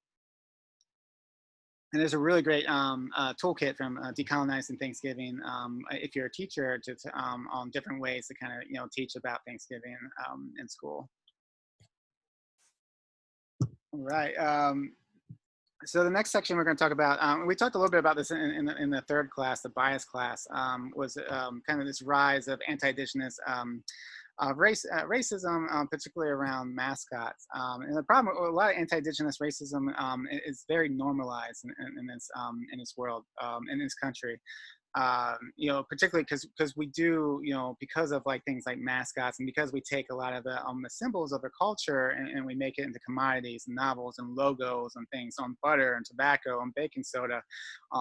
And that's one of the ways that we kind of like normalize this racism to the point where, Washington Redskins, just announced that they're going to remove the name, but, for a long time, no one ever saw, if you ask people that supported the name, no one ever saw it as anything racist, just because it was so normalized in our culture, to do these things with native culture. And that really started in the early 1900s, particularly around mascots, and particularly around school mascots. There was some professional, teams like Cleveland Indians that started out mascots in the early 1900s, but mainly it was schools, and that's really important because, this is like the first impression for, most, white children have never seen Native people, particularly around the 1900s. They've only heard these like wild stereotypes of their culture. So when they're being introduced and shown these horrific stereotypes, it makes it a lot easier to kind of dehumanize Native people. And this is particularly important too as well, because at this time, Native people weren't even allowed to practice their culture or their religion. They were outlawed, so at the time that, white people are appropriating, Native culture and Native, symbols for their own, for recreation at the point, at the same time, Native people couldn't even, experience that. And so that's and then that's just kind of blew up from there, and we see it, all over with professional sports teams, with high school and teams and things like that. And on top of that, we started seeing, especially like in like the like 60s or so, we started seeing this explosion of Native costumes. Like you go to any costume store, there's going to be a Native section. It's probably not going to be called Native; it's going to be called Indian. And you have the male stereotypes of the savage warrior, which is again dehumanizing and messed up. But then what's really messed up is the Native women costumes. So are typically these like hypersexualized Native stereotypes, and that's really important because when white people make hypersexualized stereotypes around non-white people, it's often to kind of justify or cover up white rape, and sexual violence. We we did, white people did that with, black women at the time, during slavery and even after slavery when there was an epidemic of just white rape, of white people raping black women. And so they stereotyped black women as these like hypersexualized, women. And the same happens with Native. I mean, we haven't really talked a whole lot about this, but rape, because there was no consequences at all, there was an enormous amount of rape that was going on with Native women. And still to this day, we talked about the Native missing and murdered indigenous women. A lot of times that happens because there's no consequences, there's no police following right now. So it's so messed up to like, push these like, Native racialized stereotypes, because the stereotype was invented to like kind of cover up and whitewash the rape of actual women that's happening to this day. I mean, Native women experience, more sexual violence than any other group of women. So please don't don't wear these costumes. As they have, these racial stereotypes have really damaging and dehumanizing effects. You can see, I mean, you can't have this level of violence and this level of oppression of people without dehumanizing them. And you see the direct impact and negative impacts. And not only like is it affecting white people and creating, white people are dehumanizing Native Americans, but also it's affecting the Native psyche when they see that these important symbols and cultures of their society used as, basically trophies in these costumes from white people. It's a pretty messed up. It does some damage. So I'll read this quote from a really great article, Heather Dodson, on how racism against Native people is normalized from mascots to costumes. I definitely recommend reading the whole article. It says, racist stereotypes of Native people are seemingly ingrained in the psyche of people starting in childhood, more subliminal, some direct. Most of this Native imagery is constructed and controlled by non-Natives, while there is a constant omnipresence of such imagery, it is severely lacking real Native representation. People see more Native depictions created by non-Natives in media than they do of real Native people. This is how negative stereotypes and misconceptions are formed. This is, whether consciously or not, embeds the notion that Native cultures are here for consumption. It suggests it is perfectly normal and acceptable to use Natives for products and profits, and to most people it is, except for the very people being exploited. And this brings us to Native microaggressions. We talked about microaggressions in our internalization class, but microaggressions are brief and commonplace daily verbal, behavioral, environmental indignities, whether intentional or not, that communicate hostile, derogatory, or negative racial slights and insults towards people of color. So microaggressions are often these they're often unconscious. Most people don't realize they're doing it, but it can be verbal. They can say things that are just demeaning of their culture, or demeaning of who they are, like, oh, you speak good for a black person, or like whatever, which may be a compliment, but it's actually, and it's actually derogatory to them. Or it could be nonverbal, like you're walking, down the alley and you see a black person and you clutch your purse, or you hit your locked door if a black person walks by. So that's, nonverbal. And then environmental is like having, naming whole sports teams, after basically, after Redskins, which basically after bounties of how white people used to put bounties on Natives and kill them and scalp them for profit, and or seeing the Confederate flag, these are environmental microaggressions, and these things they have impact and they accumulate over time, and then they often cause an enormous amount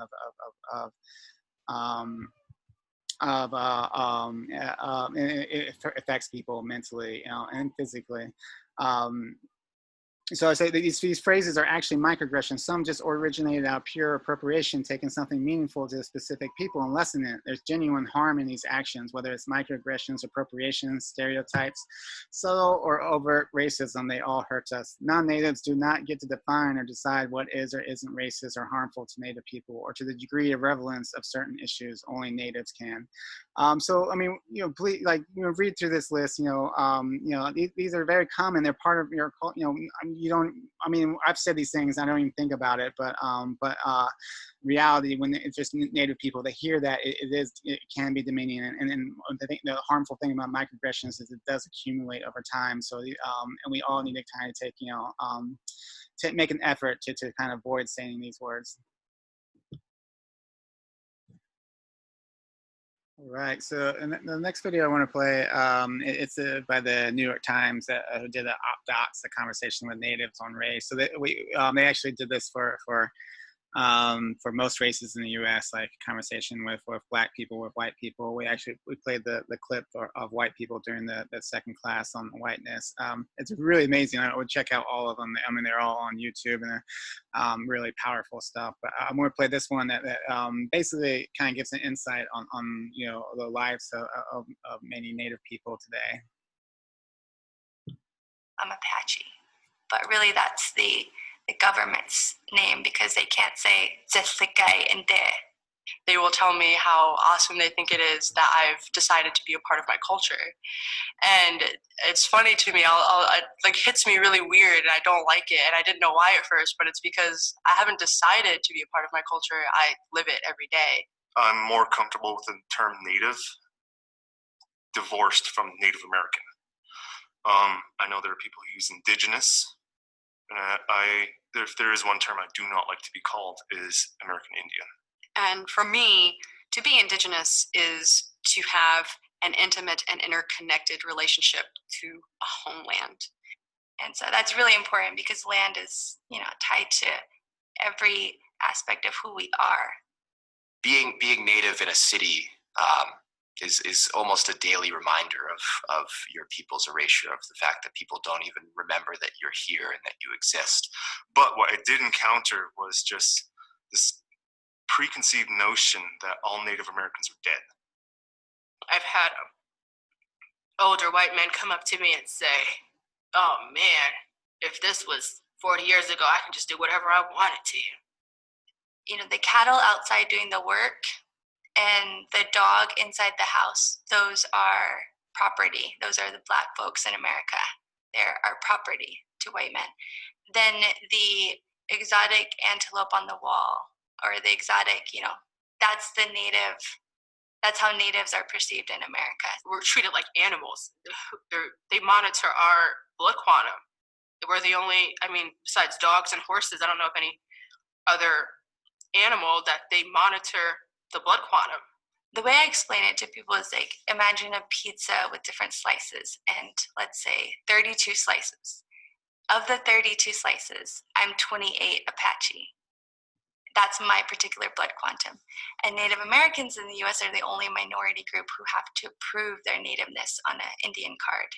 It's used to divide Native people against each other, because it can be used as a way to say, I am more Native than you. And I was a part of that too. I used my 4/4 to kind of make myself feel better against other people. The one drop rule, meaning that, one drop of black blood makes you black,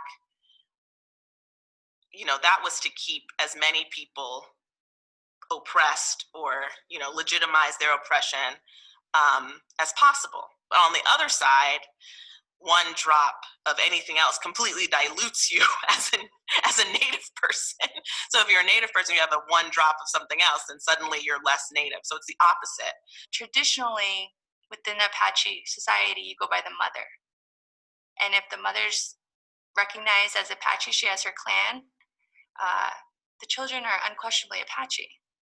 Not in the American context, not when patriarchy trumps matriarchy. So what does that mean? My sisters are short 1/16 of a degree.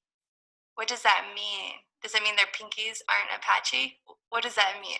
Being a mixed race person is a whole another side of it, but that's a very common experience in our tribe. So it's not as if we're unusual in that way. What is unusual is the admixture of black. My grandfather actually doesn't want people, if he hears that somebody from the tribe is coming over, he won't come out of his room because he doesn't want them to know that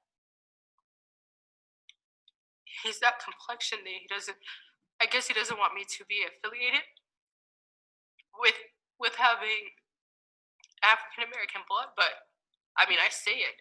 It's not going to change anything. If it were up to the American government, natives wouldn't be around because after a certain time, that blood will dilute. It will go out. And so if there's no native peoples to provide benefits, then we're not obligated to meet these treaty rights. And if we're not obligated to meet these treaty contracts, then the land is available, the resources are available.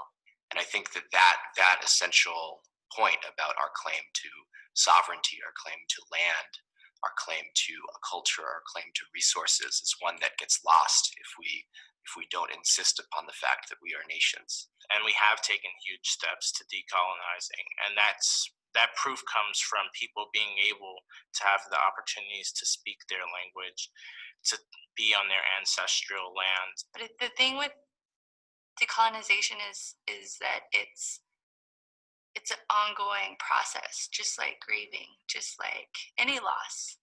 As much as possible now, I try to tell people that I have a Native American name, and maybe it doesn't mean anything to you, but it means everything to me. My name maybe doesn't have a romanticized Hollywood Indian name, but my name has more meaning than that. My name means that my family survived. My family survived disease. My family survived Catholicism. My family survived settler colonialism, colonism, and my family, they survived. I survived. My existence is resistance. Me saying my name is Skiam Tulks, that is resistance in and of itself. All right, such a powerful interviews. One thing that they kept on talking about was blood quantum. So I want to kind of dive into that a little bit. So blood quantum was this thing that was created in the early 20th century or in the early 1900s by the U.S. government, and this is partly because because of all these treaties and that the U.S. government signed away to try to they were only thinking about getting this land and getting these resources and the gold and things like that, but they agreed to all different kinds of services such as providing health services and education and protecting their land, having land protection, so they can't just sell off again all the lands in the trust reservation land. So if there's no native people around, then the government could just sell off all that land to mining industries and things like that. So they actually created this mathematical fraction so they can actually decide, well, in order to be deemed someone a part of a tribe that deserves these benefits from the U.S. government, that you have to prove a certain level of ancestry,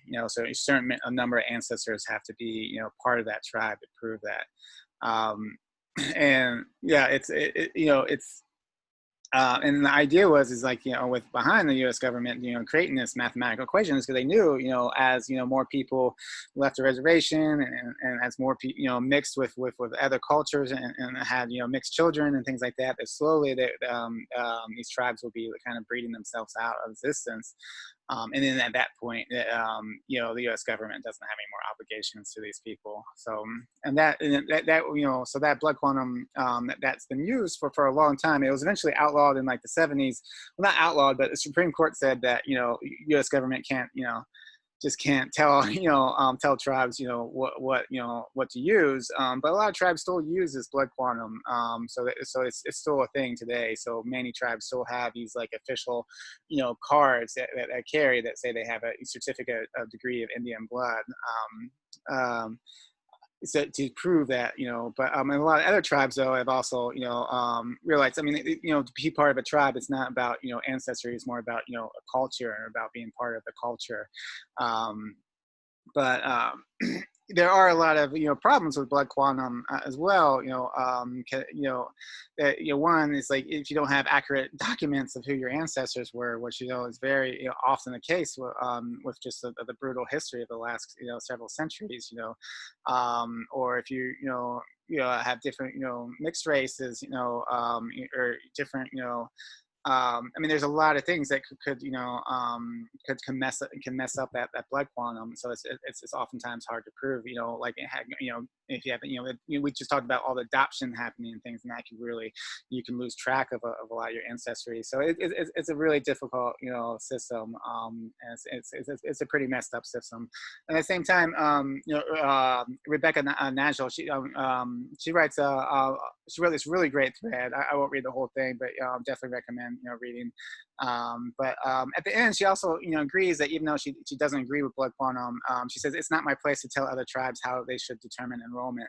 Self-governance is self-governance. Allowing self-governance when you agree with a tribe and intervening when you don't agree is called colonialism. So so even though it says it messed up some, and it was created by some colonial U.S. government, for really bad reasons. At the same time, if some tribes are, choosing to continue this as their definition of who belongs in the tribe, then we should also respect that as well.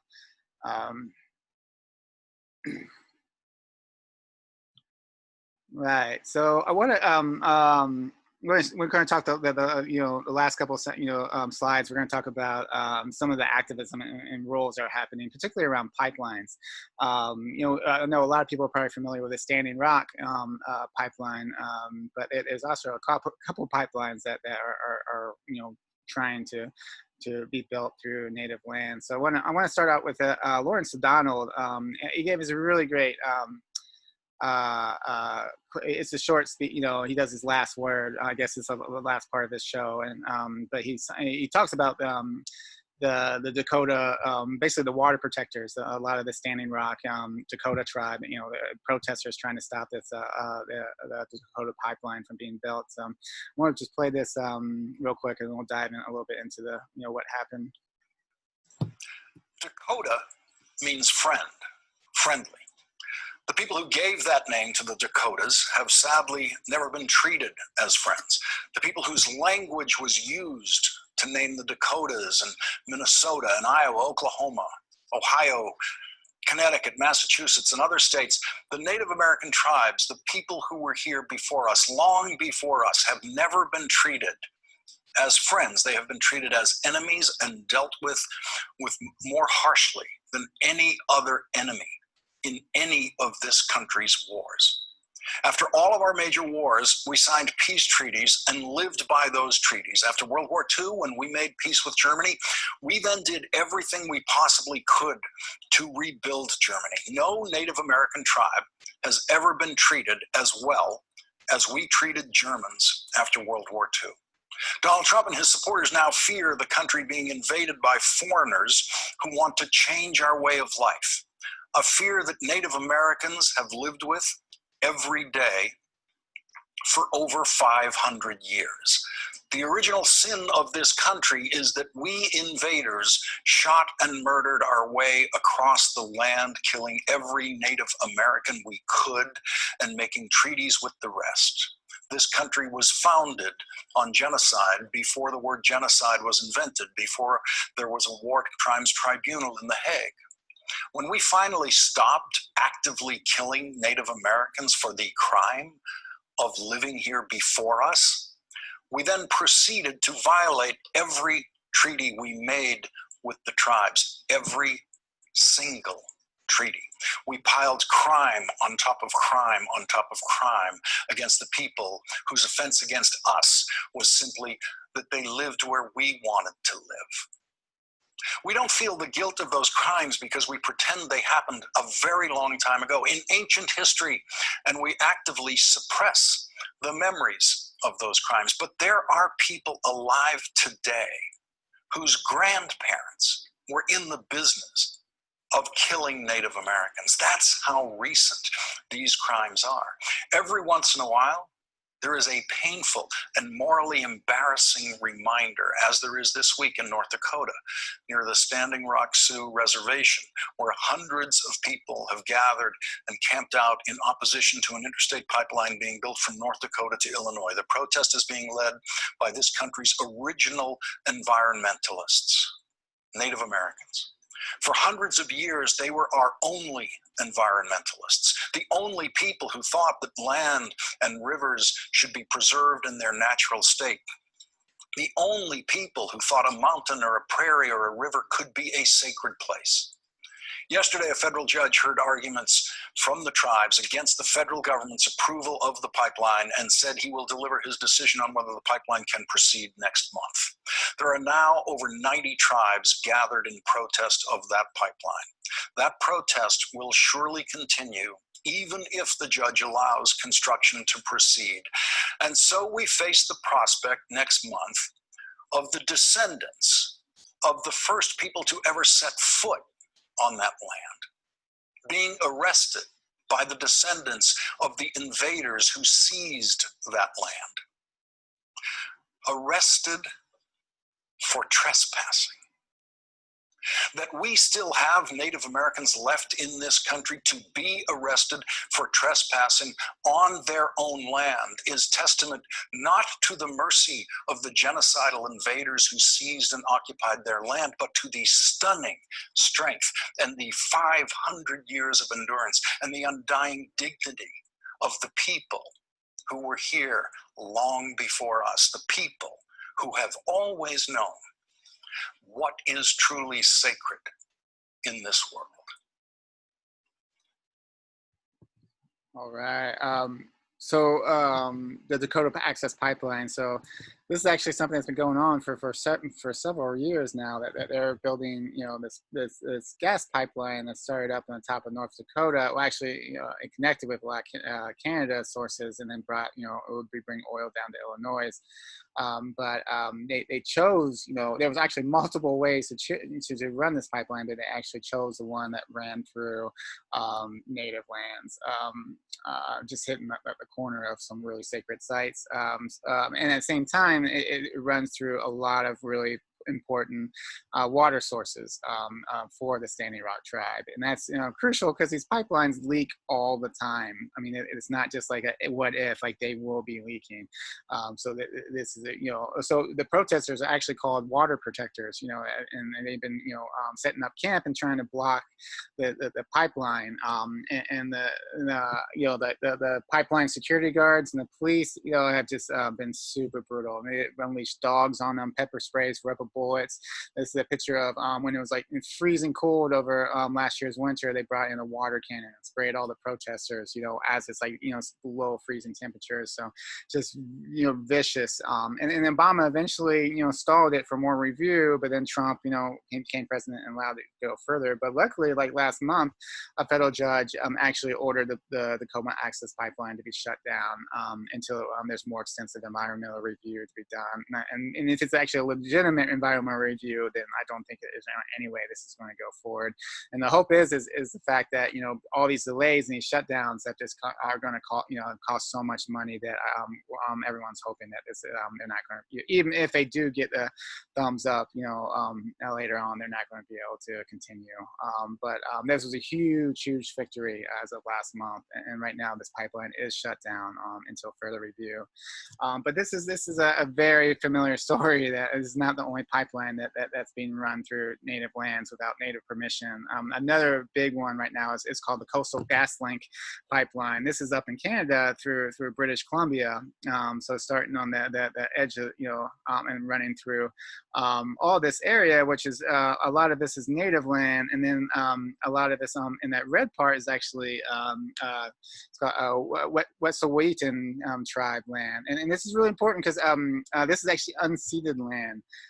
So unceded land is essentially land that was never given, officially to colonial governments, and that a lot of Canada is unceded. Even though Canada has had a horrific history, anti-Indigenous history, done horrific things, very similar to the U.S. But one thing they didn't do was they didn't do this Western expansion that basically, under the point of gun, forced many tribes, to sign away their lands. They didn't do any of that. So a lot, or at least they did some, but not a whole lot, compared to us. So we do have some unceded land. I'll show you a map, but most of Canada, is unceded land, or at least a huge portion. I'll show you a map of it, and I think the next slide. And that's really important because that's land that is never actually given to Canada. So there is kind of there's a kind of a gray area of legal rights, where basically, if Canada is going to do anything on there, they need to have Native permission. And they did get some permission from some neighboring tribes, but they did not get permission from the Wet'suwet'en tribe. So but they went ahead and and just like the Dakota Access, they went ahead and started building it, and then the Wet'suwet'en actually built up very similar to the Dakota Access. They built up a lot of camps, protest camps, in the way of this pipeline, and held out for a while. But actually, Canada's government, responded very violently, and they violently dismantled these camps and arrested a lot of these folks. And the construction right now is actively continuing. So unceded territory. This is an important concept to understand. I'm going to read this this quote: "The history of colonization of indigenous land is long and complex. In the United States, many tribes signed treaties with the U.S. government to cede large tracts of their land in exchange for establishment of reservations and compensation, while retaining certain property rights on the ceded treated land outside of reservations, like the right to fish, hunt, gather, and preserve sacred or cultural important sites. These retained rights on treaty territory are known as usurper. I can say this word. Usurpatory. That's probably not how you pronounce it.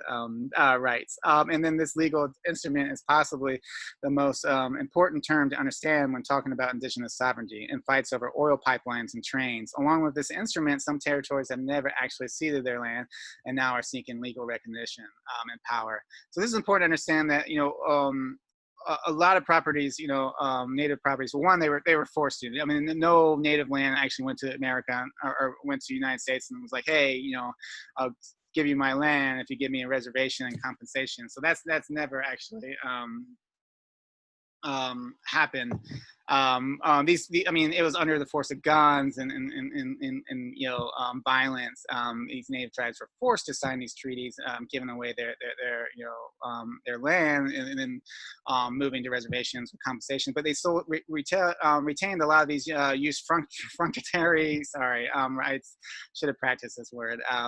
So they still had a lot of rights to even the land that they ceded. Like rights to fish and hunt and preserve sacred spots. And that's even with like the Dakota Access, this was an important part. This burial sites and sacred sites were actually not on the reservation, but they still had under the treaty, they had rights to that, to protect these areas and have, so that's really important, because if a government violates those rights, then that treaty is void, and actually they that land they gave up, they actually legally are allowed, deserve that land back.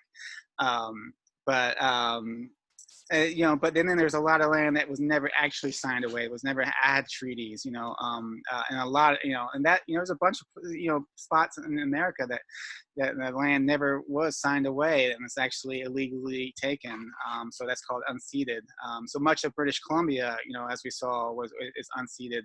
A lot of Canada is unceded, and there's even parts like Chicago has a big area that technically is not, is still part of native land, but Chicago's building things on. So there's actually a whole movement, Settler Colonial City Project, that's trying to bring awareness to the fact that a big portion of Chicago has never been ceded and is still, native land. Vancouver officially and now formally declares their entire city is unceded indigenous territory.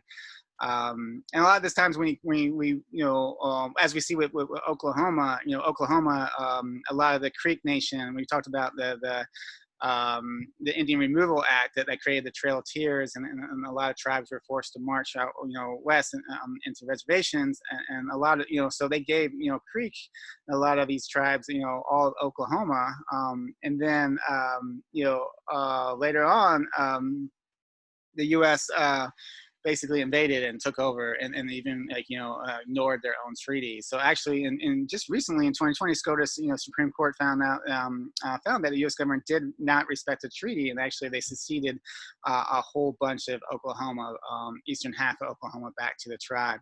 And that doesn't mean, and a lot of people freaked out at first because we live in colonial, capitalistic, Western, society. So we think that means that they're going to do what we did to them. But in fact, Native people have no, they're not going to kick white people off their land, but they are going to allow, it gives them a lot more jurisdiction and a lot more ability to actually implement their culture and their jurisdictions and their laws and stuff, and they don't have to. I mean, it's mainly more protection for them. They don't have to worry about the federal government usurping them. But they don't see this as I mean, they're not interested in booting people. I'm not even sure they can. But at the same time, this allows a lot more protection for their rights. Of 374 total U.S. treaties, 229 of these agreements involve the Indian nations surrendering tribal lands, and 99 treaties promise reservations in exchange. So you think about it, like none of these were these were all forced. So 229 times the U.S. government forced native people to give up their land. So that's how sketchy this is. And if you really look, and if we look at some of these maps, so this is actually a map about showing ceded and unceded land and reservations. So these red spots are actual reservations. Blue spots was actually ceded land that was given by territories and things. And a lot of these black areas were never ever given. They were never they're unceded territory. They were parts of Texas and parts around here. And this land is technically, there's no legal right to they never signed this away. So this is unceded land. So legally, even though I mean it's hard to imagine, especially with our U.S. government using the doctrine of discovery precedents as a legal precedent, it's hard to imagine them actually getting this land back. But that just shows you that technically, legally, a lot of this we're still on the legal land. And then there's this another map that was created actually by I think it was like the U.S.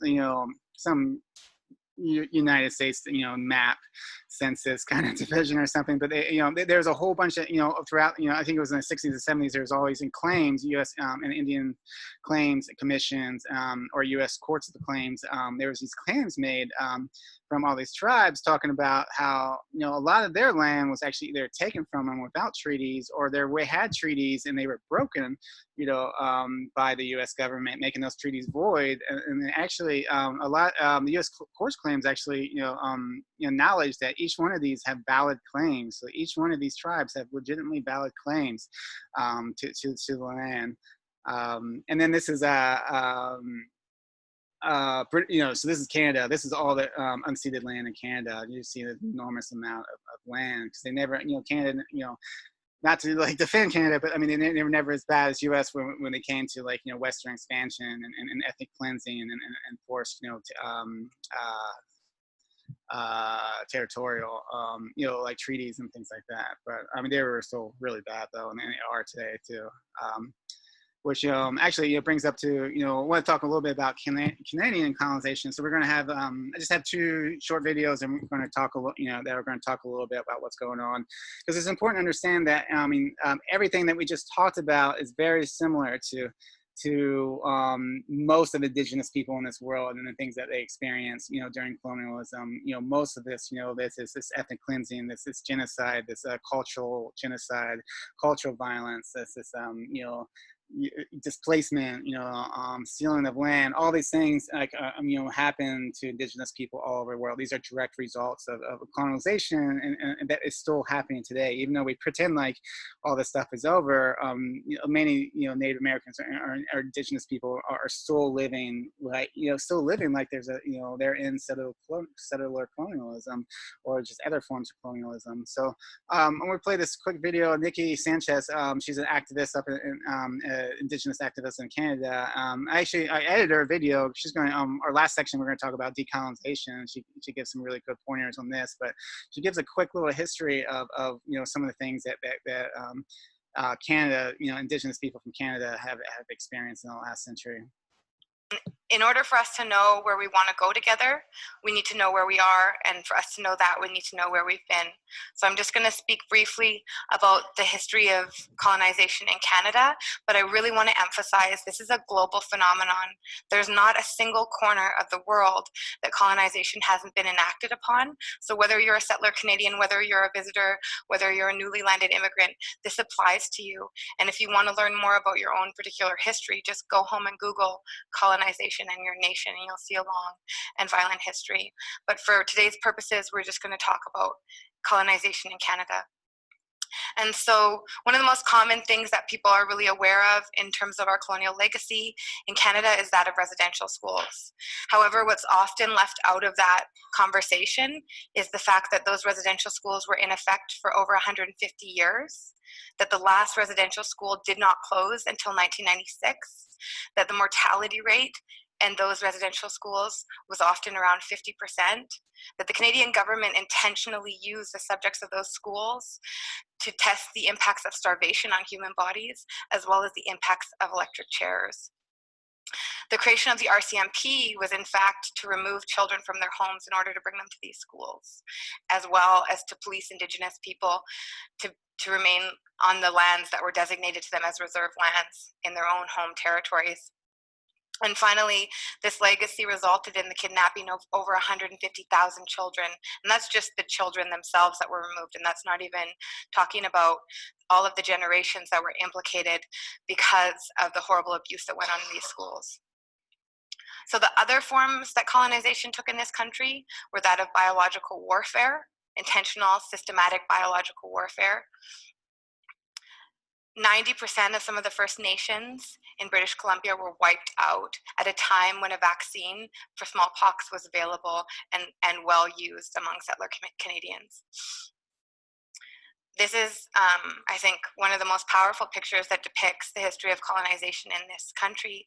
Another strategy that was used to clear people from the land and force people into submission, into capitalism, into living on reserves, was the intentional extinction of keystone species like the buffalo in the prairies.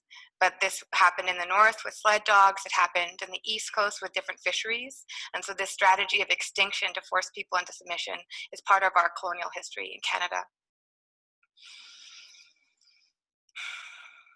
So this means that if you're more than a first generation Canadian, this is historical bystander trauma that your parents and grandparents have lived through, and that in fact also lives in you. So I'd be very happy if I could say that this historic colonization is where it ends, but unfortunately that's not the case. Today, colonization in Canada looks like the fact that we're here occupying someone else's territory. Well, there's never been treaties made or honored, at least on these territories. It looks like over 4,000 missing and murdered Indigenous women and girls in this country, a number that keeps on rising despite government promises of an inquiry or an intervention.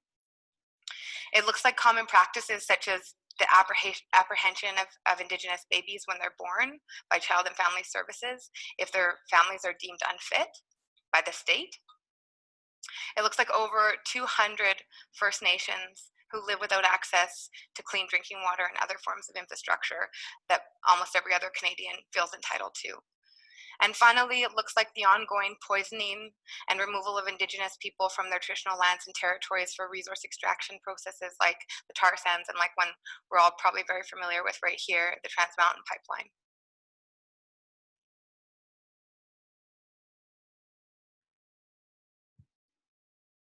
All right. You can see, like, very similar to a lot of things that happen in America. And then I want to play this last, clip. I believe this is the last slide. We're just going to talk about, well, we're going to talk about the ongoing Canada cultural genocide, but also talk about how they, things that they've been trying to do, with mixed results about having truth and reconciliation, committees, which is something that most places have done. Not most, many places have done. For some reason, U.S. is not doing. But as you can see, there's still issues even when doing it. But reconciliation. It's a word you often hear, especially when discussing the relationship between Indigenous and non-Indigenous peoples in Canada. But in light of recent events, some aren't sure they even want to talk about reconciliation anymore. when a 15-year-old Anishinaabe girl was found dead, dumped in a river, and no one was held responsible, and a young Cree man was shot dead, and the shooter was acquitted. Both of these recent cases have re-exposed a deep rift between Indigenous and non-Indigenous peoples in Canada. It's a divide that goes back hundreds of years. When Europeans arrived in North America and began settling the land, they didn't stop at just taking land from Indigenous peoples. They brought with them a policy to snuff out the so-called Indian problem. The first Indian residential schools started opening in the 1870s, the beginning of what some have called the darkest chapter in Canadian history. What took place in residential schools amounts to nothing short of cultural genocide. By 1920, the Indian Act was amended to make it mandatory for status Indian children to attend residential school. When their parents refused to send them away, police showed up and forcibly took them. It's estimated that 150,000 children were taken from their families and placed in these schools where they were stripped of their culture and their language. The goal was assimilation, to quote, kill the Indian in the child. Thousands of children died, with some estimates saying the mortality rate was as high as 60% in some of the schools. Those who survived have shared horrific stories of physical, sexual, and emotional abuse. The last residential school closed in 1996. The impacts of those institutions are still palpable today.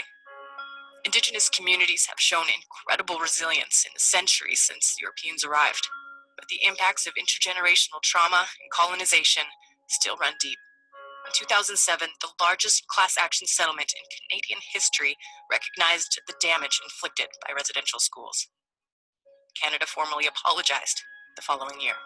These objectives were based on the assumption that Aboriginal cultures and spiritual beliefs were inferior and unequal. Indeed, some sought, as was infamously said, to kill the Indian in the child. Today, we recognize that this policy of assimilation was wrong, has caused great harm, and has no place in our country. The residential school settlement agreement established a multi-billion-dollar fund to support survivors in their recovery.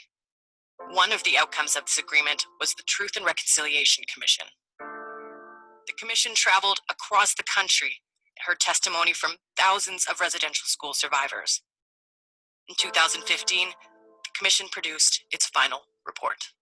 It included 94 calls to action, calls meant to redress the legacy of the residential school system, and hopefully lead to reconciliation.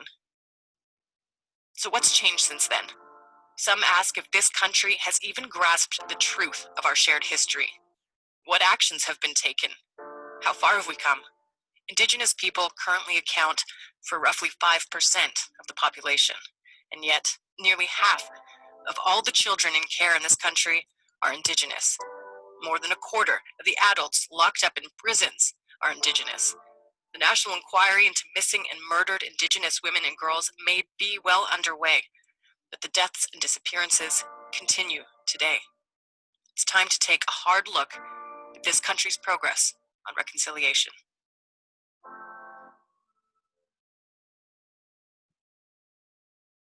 Right. And so I like this video because I mean it shows, it's important. Like, I mean, we need to have, especially in the United States, we need to have a truth and reconciliation for not just, the Indigenous, but for all the harms that we've done. We need to acknowledge our past, but also this kind of shows that this is a great first step for decolonization, but it's just the first step, and there's so much more dismantling of colonial institutions that we also need to do as well. And there's so much, even to the point we need reparations. We need to make things, fix the harms that are still being, caused from our past, atrocities.